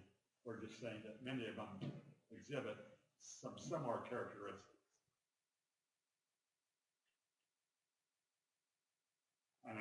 But we need to look at that. Well, then what is the value of the conscientious person to a team? And here's some of the things that a conscientious person adds to the team in working on a particular project, task, committee. High standards, objective thinking, diplomatic, pays attention to small detail, asks the right questions, task oriented. So these are some of the things that an engineer, a scientist, an IT person brings to a project.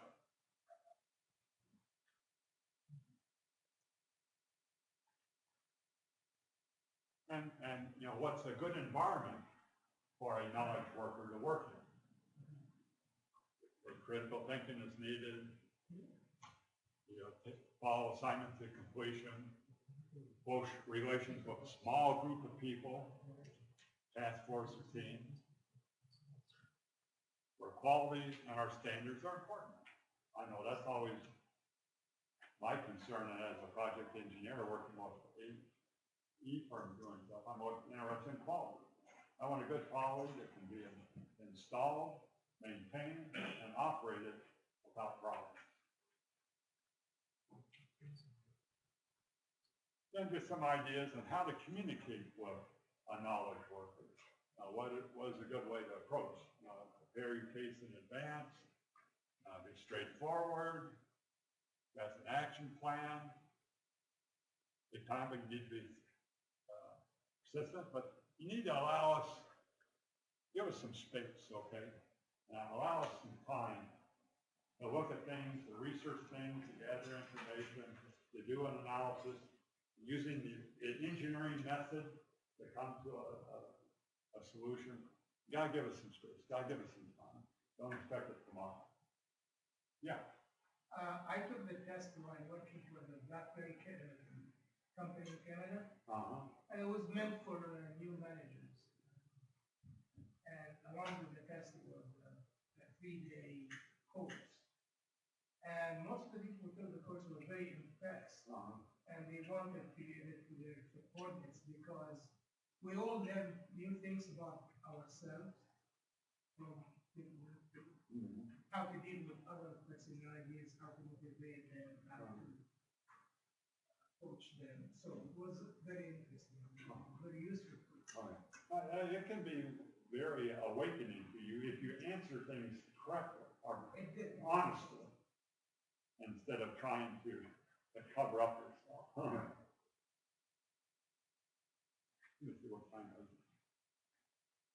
is. is lunch scheduled for 11 o'clock? No, it said 12:30. Oh, I was wondering, I saw her lighting up the lights there. Yeah, she was supposed to come in at 11:30 to that, but we would set up at about 11:30.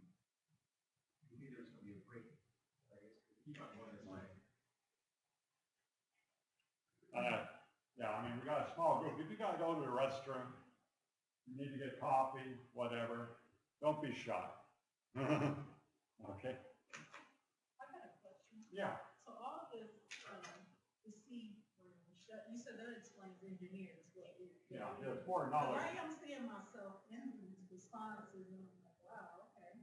So I can explain how other people know how to deal with me too, basically, by definition. Yeah, that's Of right. this. So, yeah, I am seeing myself. I know, I kind of look at it myself too, and I can see how, and I'm not saying everybody is 100% one way. They're all different personalities, but you can see a lot in engineers, IT, and scientists, some of these characteristics. I would submit to that you should be very careful that these become tools that you can use to learn who you are, rather than use these tools to learn what you should be. Yeah, Okay? I mean, It's not a should be. This is not a, you must find your category and you must fit into your category. no, you need to be honest with yourself. Yes. Mm. So don't limit yourself to what this category says it's Right. supposed to be. Oh, yeah, no, these are just generic types of things. Now, like I say, But if this you look is at the part of the yeah. awareness too, though, just to be aware of it too, not to just put yourself in that word, but be aware. And that's what I'm finding, is making people aware. But aware of other people that are different.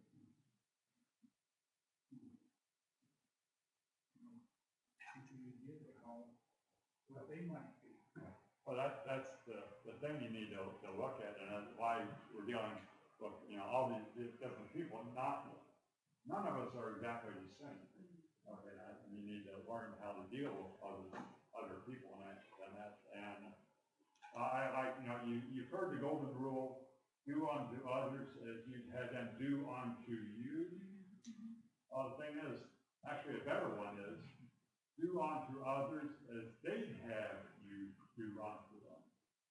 In other words, because you want to be treated in a particular way doesn't mean they want to be treated in the same way you want to be treated. Okay? You need to find out, how do you think they want to be treated? Treat them that way. So it's a little twist on that golden rule. They, like I said, they may not want to be treated like you want to be treated. They have their own way of wanting to be treated.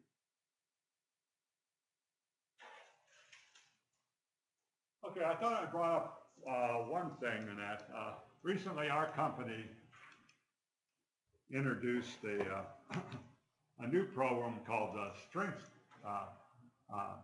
Finders system, and it's actually computer-based, so you can't find any public domain tests or anything in that. But it was put together by this Clifton and Rapp, and also working with the Gallup organization. And what it tries to do is define talents. They don't look at personality in that sense, the way the Myers-Briggs test does. But it's a somewhat similar types of questions with a little different slant. But they're trying to find the strengths in your personality. And they say that there's probably at least they claim, there's a slightly better correlation using this as opposed to a Myers-Briggs type of test. So like I say, a lot of it depends on how honestly you answer questions. And people too often are not as honest as they should be in answering questions. But this is another system. And it's like I say, it's a Myers-Briggs type, but it's a little bit different.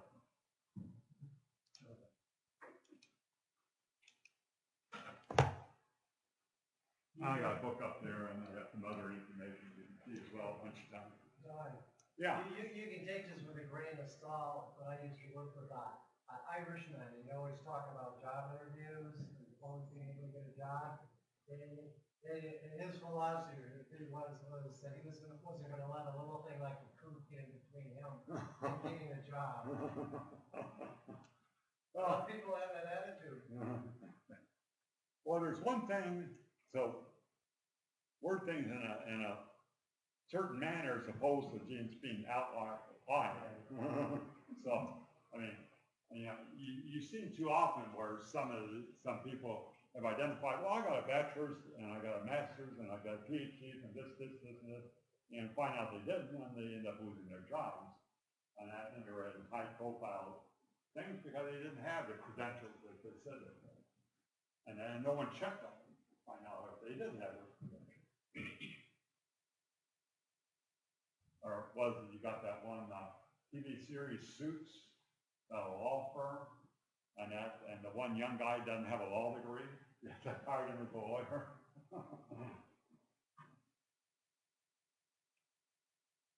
Okay, we're going to talk a little bit about motivating because, I mean, obviously as a leader of a group or a team or whatever that, you want to motivate people that are working with you along that line of that. And I don't know how many people have heard of Abraham Maslow. He's an American born psychologist, and then he came up with a famous hierarchy of needs.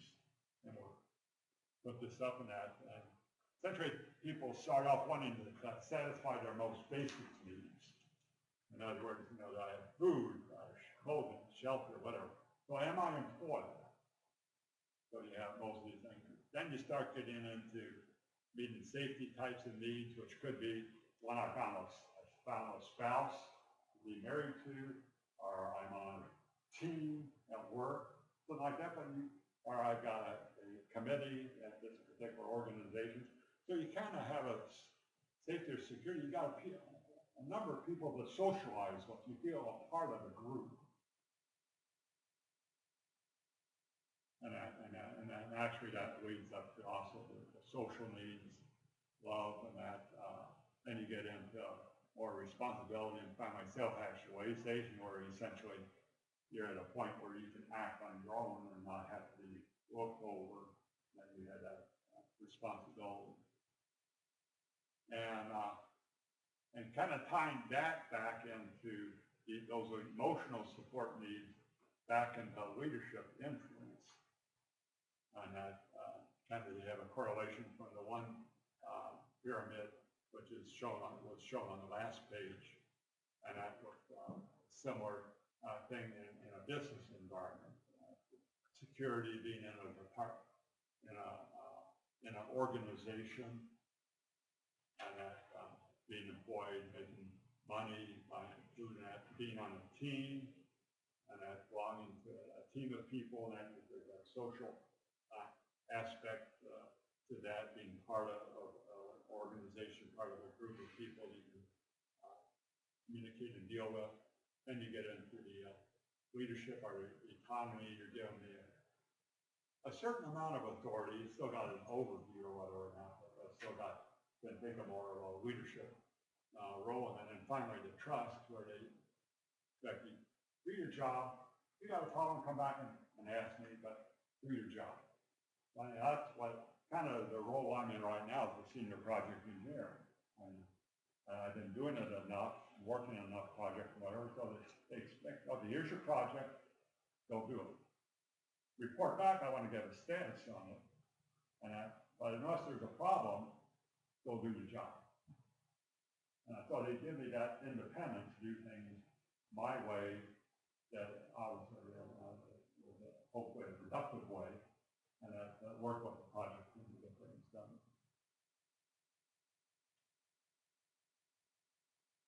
I know. Yeah. I learned the hard way that I could have the worst type of thing to do. I learned that from my previous boss. And I'm like, wow, that's horrible. It's more work to micromanage than, like you said, to sit back and let them just report on what's going on with the issues, things like that. We kind of give them the freedom. You know. Well, because nobody here I work with. But I tell you, 2 years ago, I left one department and went to another department because I thought the upper management was too micromanaging. And I didn't find it a very good work environment to be in, so. Someplace where I can, more independence, have faith in me to do my job. Right.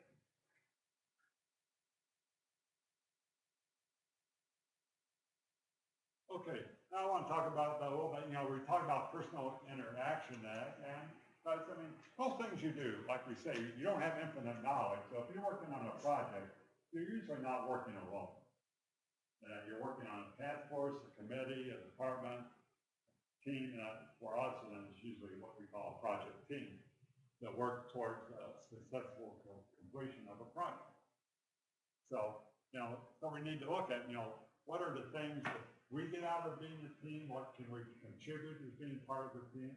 Why should I want to be part of the team?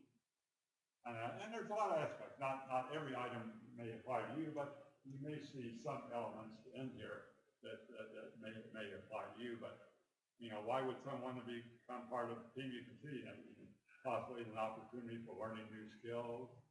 You may be recognized and respected within your team. And that you may have more control of the job by the fact your team is assigned to do it.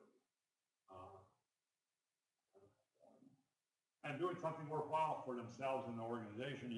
There's a certain fulfillment about doing a job correctly and working with a team. You either all succeed together or you don't. Kind of approach it. It's the we, not the me. We're working together. Here's certain things to consider when a team is operating well. The leader and the members are clear on goals. They're open to share ideas with other people. You listen and show respect for others. Because I mean, like I mentioned, I think several times before, you're going to be working with these people on a team, and you want to maintain a good relationship with people. You need to be open to share ideas, to be receptive to ideas, listen to other people, don't discount people. Need to be respectful of other people. And like I mentioned before, you're talking about this, the we mentality as opposed to I or me mentality.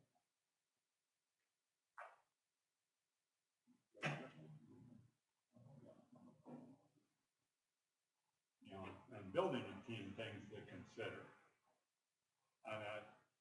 You want to understand and use each other's know-how, like we talked about before. No one has infinite knowledge.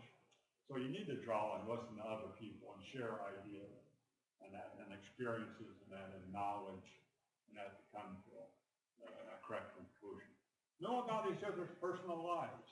I tell you, it's good, and it was good, having everybody introduce themselves and help say a little bit about themselves this morning. But you work on a team. It's good knowing that it's not just another name sitting on the other side of the table.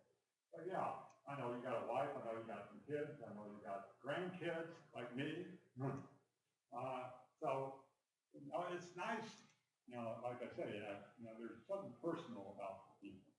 Go out for a beer afterwards or do whatever you like socially sometimes. But it's good to know someone on a personal basis, not just on a work basis.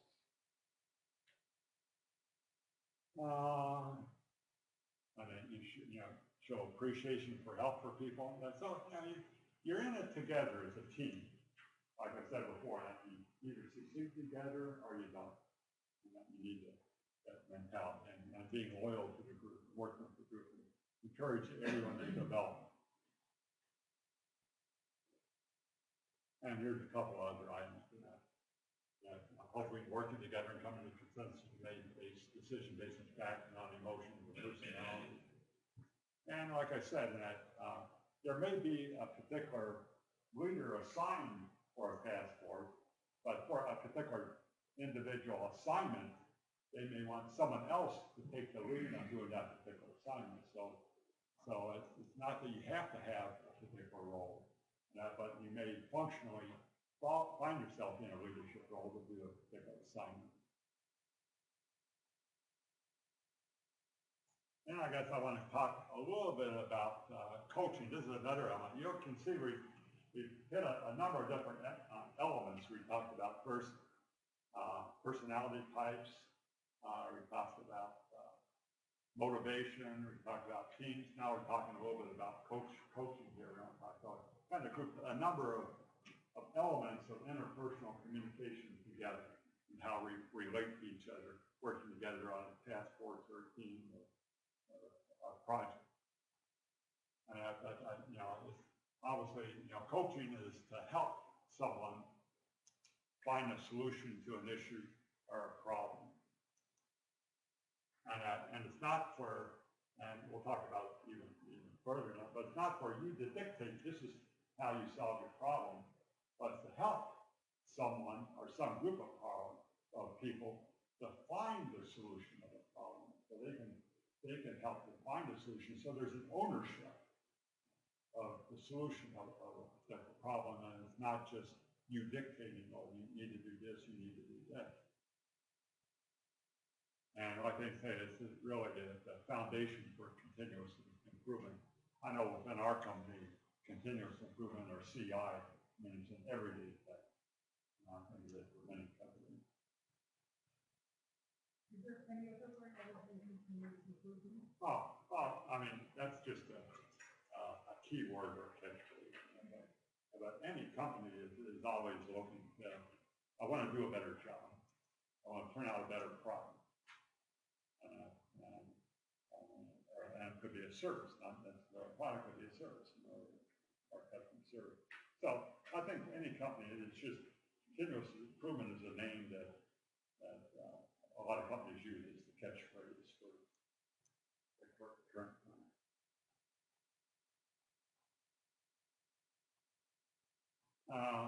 And we're going to go through a few different steps of coaching that to go from the start to the finish of a particular product. But if you can, especially if you're the lead of a particular group, that you want to try to identify opportunities to help someone expand on his or her needs. You know, especially if you're involved in evaluating performance, and you want to make sure that they're doing a good job and that they're having some problems. What can you do to help them to do their job better and with less hassle?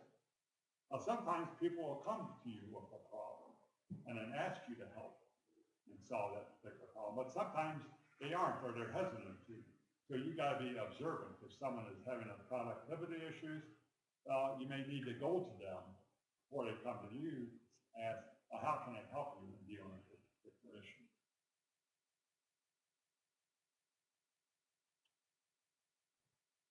But you also have to understand and know that the person is ready for coaching.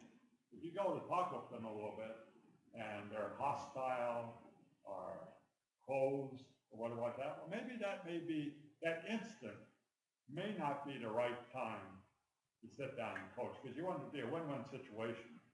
You want to feel it's productive, that they gather something from it, and want them to feel comfortable about what your discussions and advice and comments are. So you need to be somewhat sensitive in approaching the person, talking with them as to how receptive at that particular point in time the dialogue might be. Now, sometimes if it was a critical life or death situation, you may have to be forceful. But in most cases, it's not. It's just a performance issue that doesn't have to be solved exactly this minute, but sometimes it needs to be solved in a particular time frame. But you want the other person to be receptive, or else you're wasting your time talking. And like we talked about before, we want them to help find the solution and own the solution. So you want to offer that open-ended questions, how, where, who, whatever. You don't want to ask them questions that they say yes or no. And you're asking for them to draw information out their perspective on a particular situation or problem that you're dealing with. And that way, if they feel they're helping to come up with the solution, they're going to have more of an ownership and willingness to pursue that solution. Or why? Why? I think of not using why. I think of a child knocking milk off the table.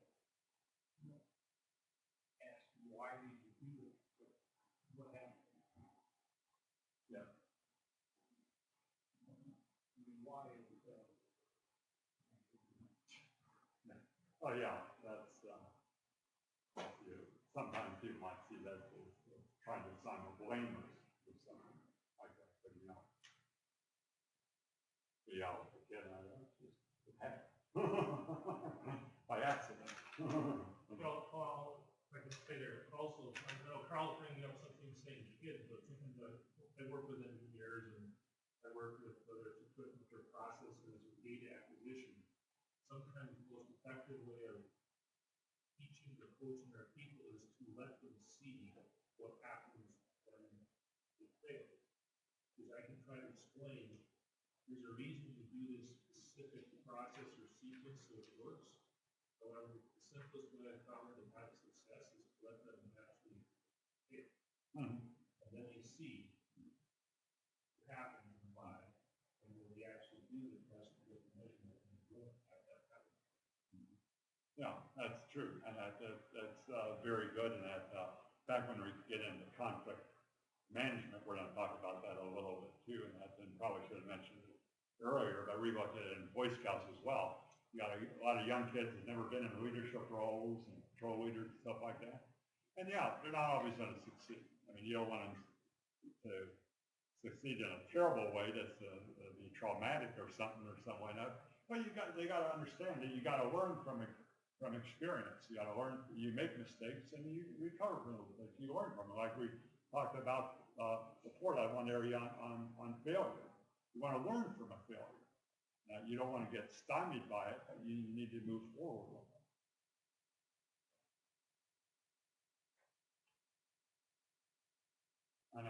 And like we say in the previous slide, you ask open-ended questions, give them the opportunity to help identify what the solution is. But you also need to provide some positive input as to identifying some positive actions that need to happen. Sometimes they do need some guidance, some ideas on how to approach, especially if you've had some similar experiences before yourself or know other people have had. You might be able to provide some positive input, but like I said, it's not a point where you want to say, do this. Offer some mentoring and some guidance. Don, I want to say one thing about open-ended questions. I kind of noticed being around engineers a lot at IEEE meetings, and you sit there and ask an open-ended question. Usually you get complete silence, people kind of under their table. So you need to get some way to kind of prod a response. That's true. Sometimes, a lot of times in that, like when I asked the question, the definition of a leadership, for a while, I had no hand up. Then once I had one hand up, then that gave an opportunity. Well, that person gave me a response, so now I feel comfortable giving me a response. So sometimes you fall into the difference. Yeah, that is true. That is true. So with open-ended questions, isn't that how engineers draw up their requirements and things like that? Yeah. You have to ask. Yeah, sure. Yeah, sure. Oh, yeah, it's not just a coaching environment, but even in your team design environment or whatever, you need to be open to those, and you can't shut things out. You need to be open to them, and yeah.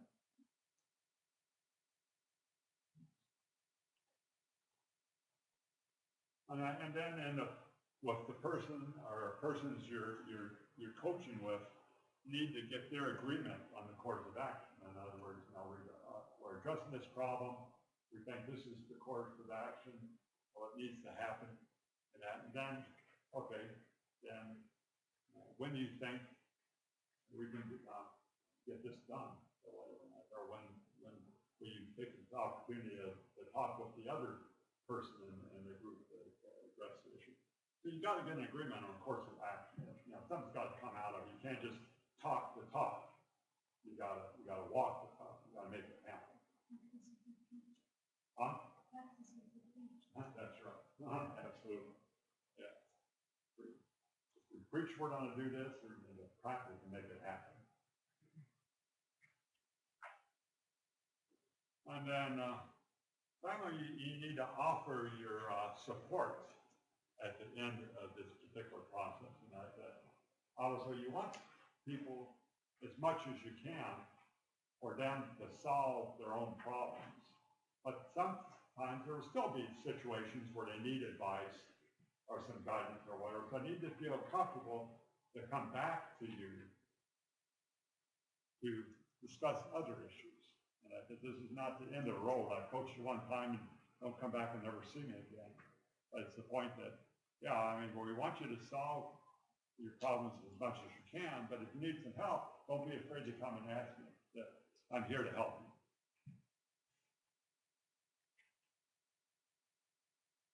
And another Gilbert cartoon. Hopefully everybody can read it. I like this one on peer coaching.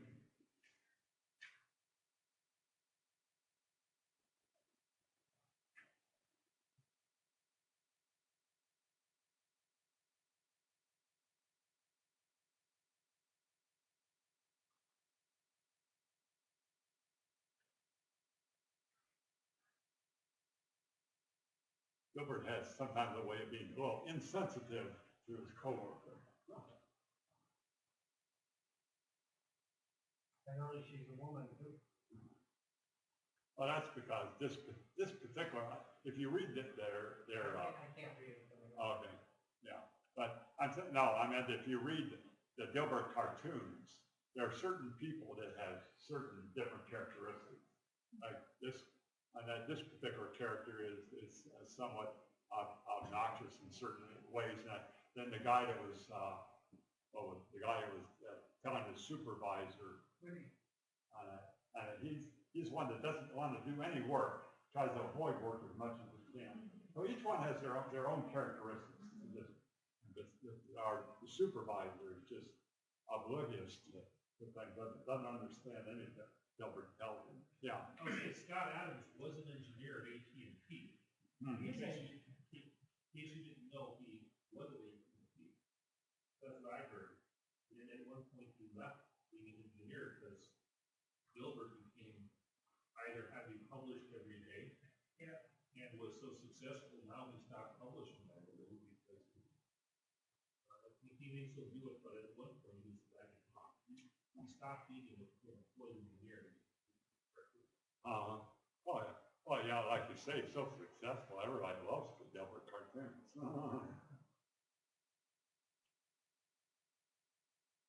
Okay. And I just want to talk a little bit about strategies, and I think you had brought up the issue about enabling or guiding people, really, guiding people. And I thought that, there's some various different leadership strategies out there, especially talking about the growth cycle of people within the company, and that are their level of experience. In this particular case, they talk about team member growth. It could be a newcomer, and all the way up to someone that's centric, can be completely independent.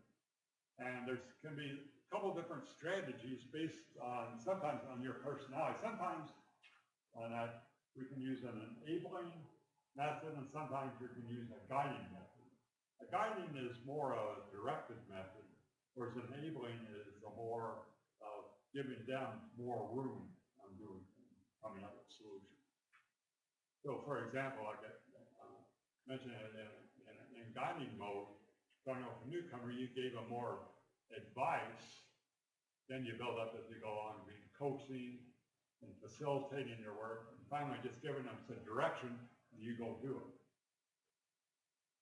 Whereas enabling on that is we're giving them more space to do things, so you're providing them some information, but giving them some more control over how they approach an issue.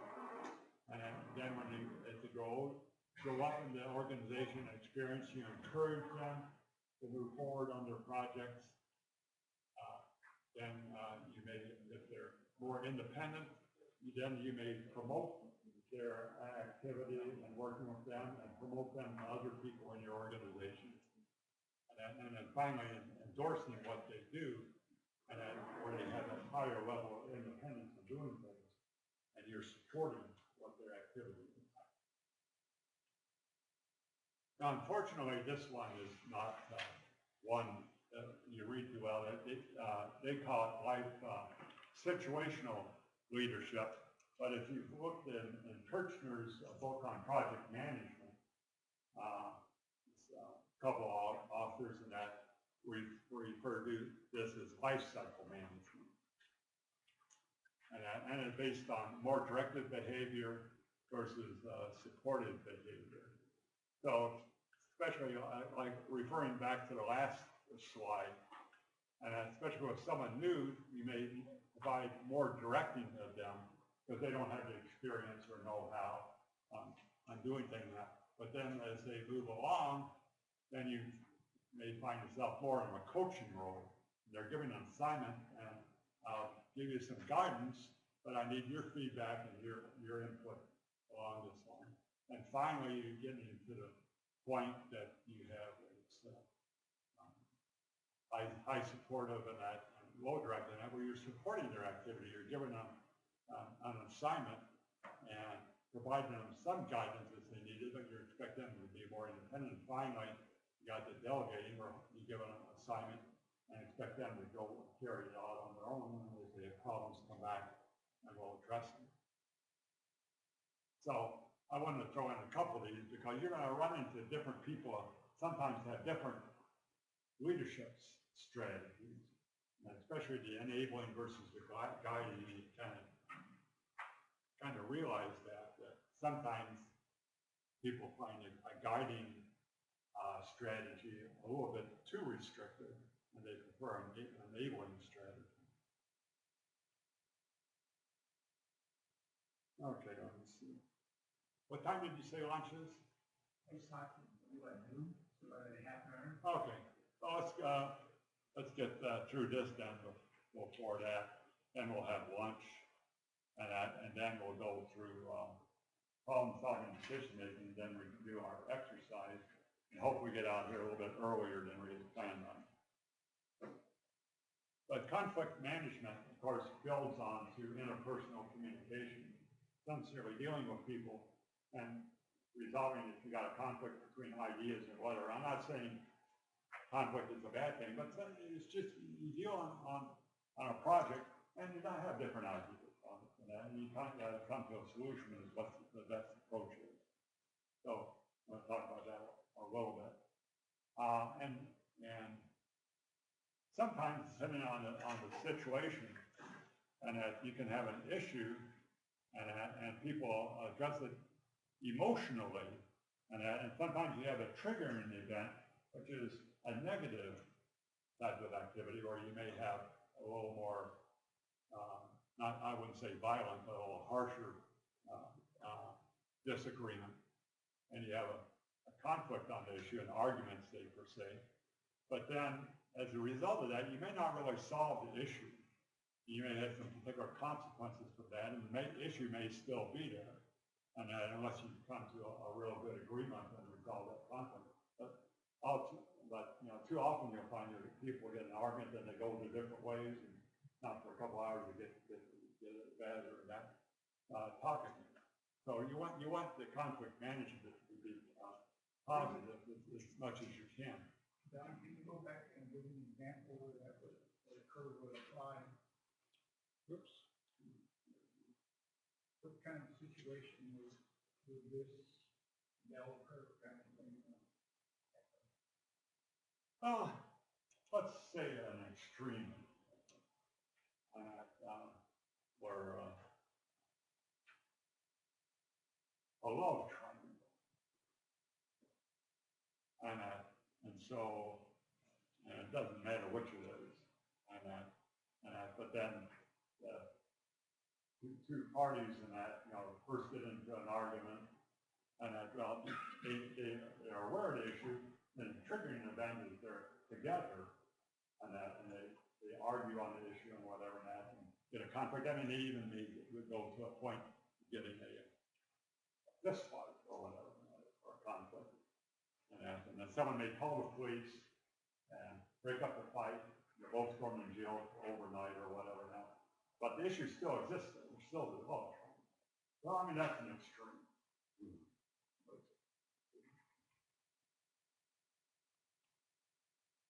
So a couple of psychologists, Ken Thomas and Ralph Kilman, came up with a conflict handling modes or styles. And this is fairly well known. In fact, when I took the course for taking the PMI exam, they had the same conflict style as described in our training material. And here's the 5 conflict modes based on whether you have a cooperative degree, uncooperative, cooperative, or assertiveness, being unassertive to assertive. And then you got avoiding, opposite of that is being collaborating, you got competing, and the opposite of that being accommodating, then in the middle, a compromise. And we'll talk about why compromise is not necessarily the best approach to dealing with conflict resolution. And here's a little example, at least, of 3 of the 5. The next slide will show the other 2. Give a little explanation of what that is. Accommodating seeks to satisfy other people's concerns at the expense of your own. And but you know, that's for an example, and talking about delegating information. And you may have people working for you, and you may have one approach and they have another approach, but you're going to accommodate them to try their approach to give them opportunities or fail or succeed using their approach. Competing, and that obviously you're taking a much more assertive role. Avoiding, you're kind of avoiding the whole issue. Collaborating, to talk about is more of a cooperative and assertive approach, and compromising is a middle road. Find the middle ground to set the partial, and I think that's important. Middle ground to partially satisfy both parties. And the problem is there because you're only partially satisfying and not fully. And a lot of times on a compromise, you don't really get a buy-in of the solution. And if you don't really get a good buy-in from both parties, then there's little chance of that solution succeeding because they don't buy into it, they aren't committed to it. And here's examples of when to accommodate the other people's side. When you realize you're wrong, that okay, and that my approach isn't going to get us where we want to go, and it appears that your approach probably will, so let's go with your way. And I like when the issue is more important to the other person as well. And you may find it's better to give in and say, okay, well, I'll take your approach and mine, but it's more important. And one I like is when you need a future favor, I kind of think about in politics and in Congress.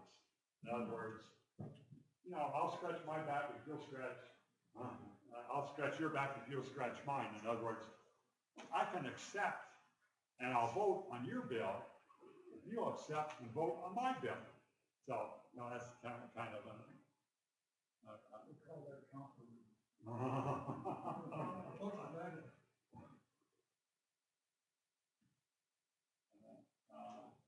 Some examples of when you want to compete, when you need a quick decision, and so you got to argue more for your particular case, or whether you think it's really a very important issue where you have a strong feeling on that you need to get your side and hopefully the team to agree with your approach. Yeah, I think I get along with everybody that agrees with me. You get along with everybody that agrees with you? You're right, and hopefully everybody knows you're right. I have coffee stuff like that. I need to get along with people who do it. As long as we're yes people, whatever, that's okay. When to avoid? When an issue is trivial. I always bring up the example, if someone comes up to me, well, where are you going to go for lunch today? I say, well, I can eat almost anything. So you pick the place, we'll go. You don't need my input. Just pick a place and we'll go there. But there, obviously there's other issues in it, but I kind of like that. When they collaborate.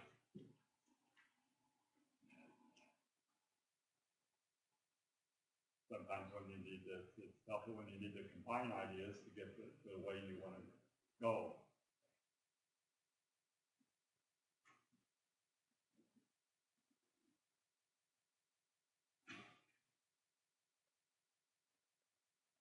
When you want to compromise,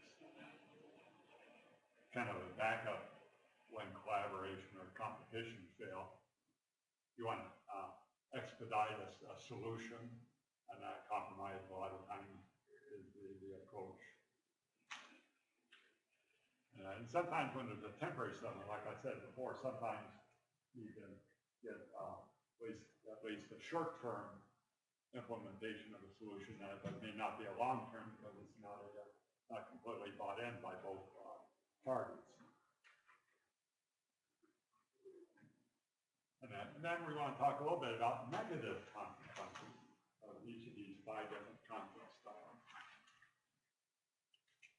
And that with the accommodating one, you do have obviously decreased influence. And that some people, because they feel they're maybe giving away too much, their self-esteem may be undermined. And also, if you don't really fight hard enough for your solution, the best solution may be lost as well.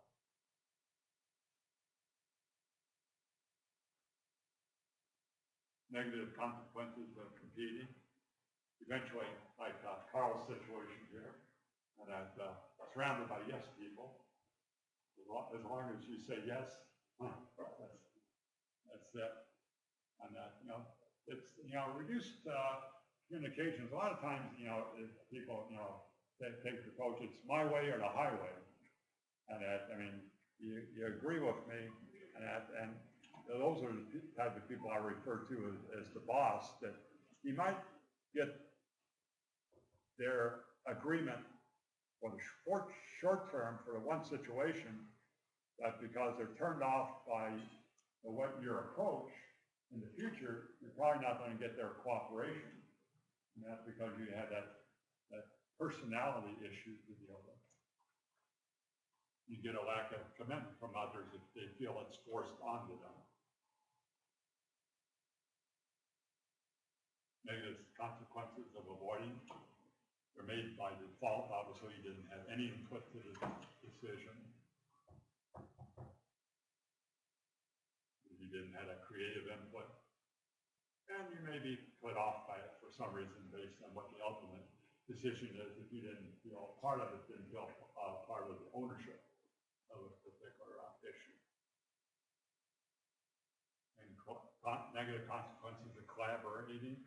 And that, because it does take a lot of time when you get in a collaboration mode of operation, especially if you do have some somewhat diverse ways of approaching the problem. It may take quite a bit of time to have a discussion and work out issues so that you can agree to work together and so you both get what you want.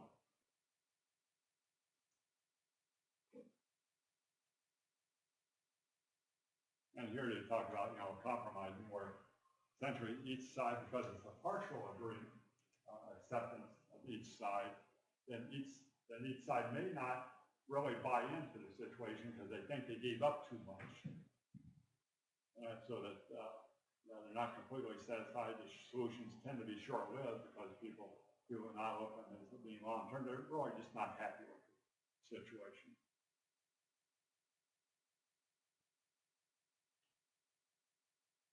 And here's just a couple items we want to talk about conflict control. Just different things to keep in mind. That some of these items were addressed in some of the previous slides, but you can use avoidance just to ignore the issue, let someone else worry about it. You use the commenting style to allow the other person to resolve the issue. And like we said before, especially if it's someone in your group and that, and give them an opportunity in a non-threatening environment to fail and learn from that failure.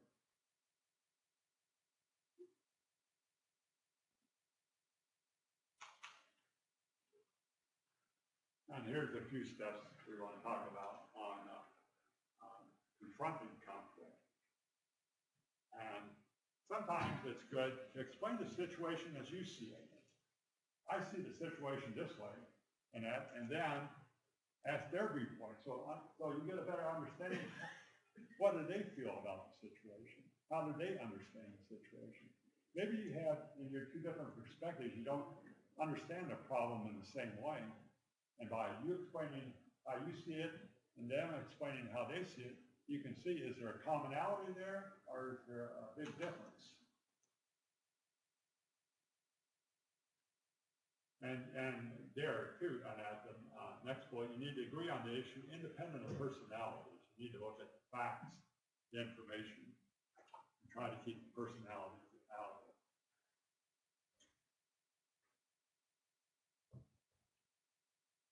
Here's a few more steps for confronting conflict. You need to obviously be open to explore all possible solutions, and that don't close out things right away. The whole brainstorming issue is no bad idea at first. Let's be open.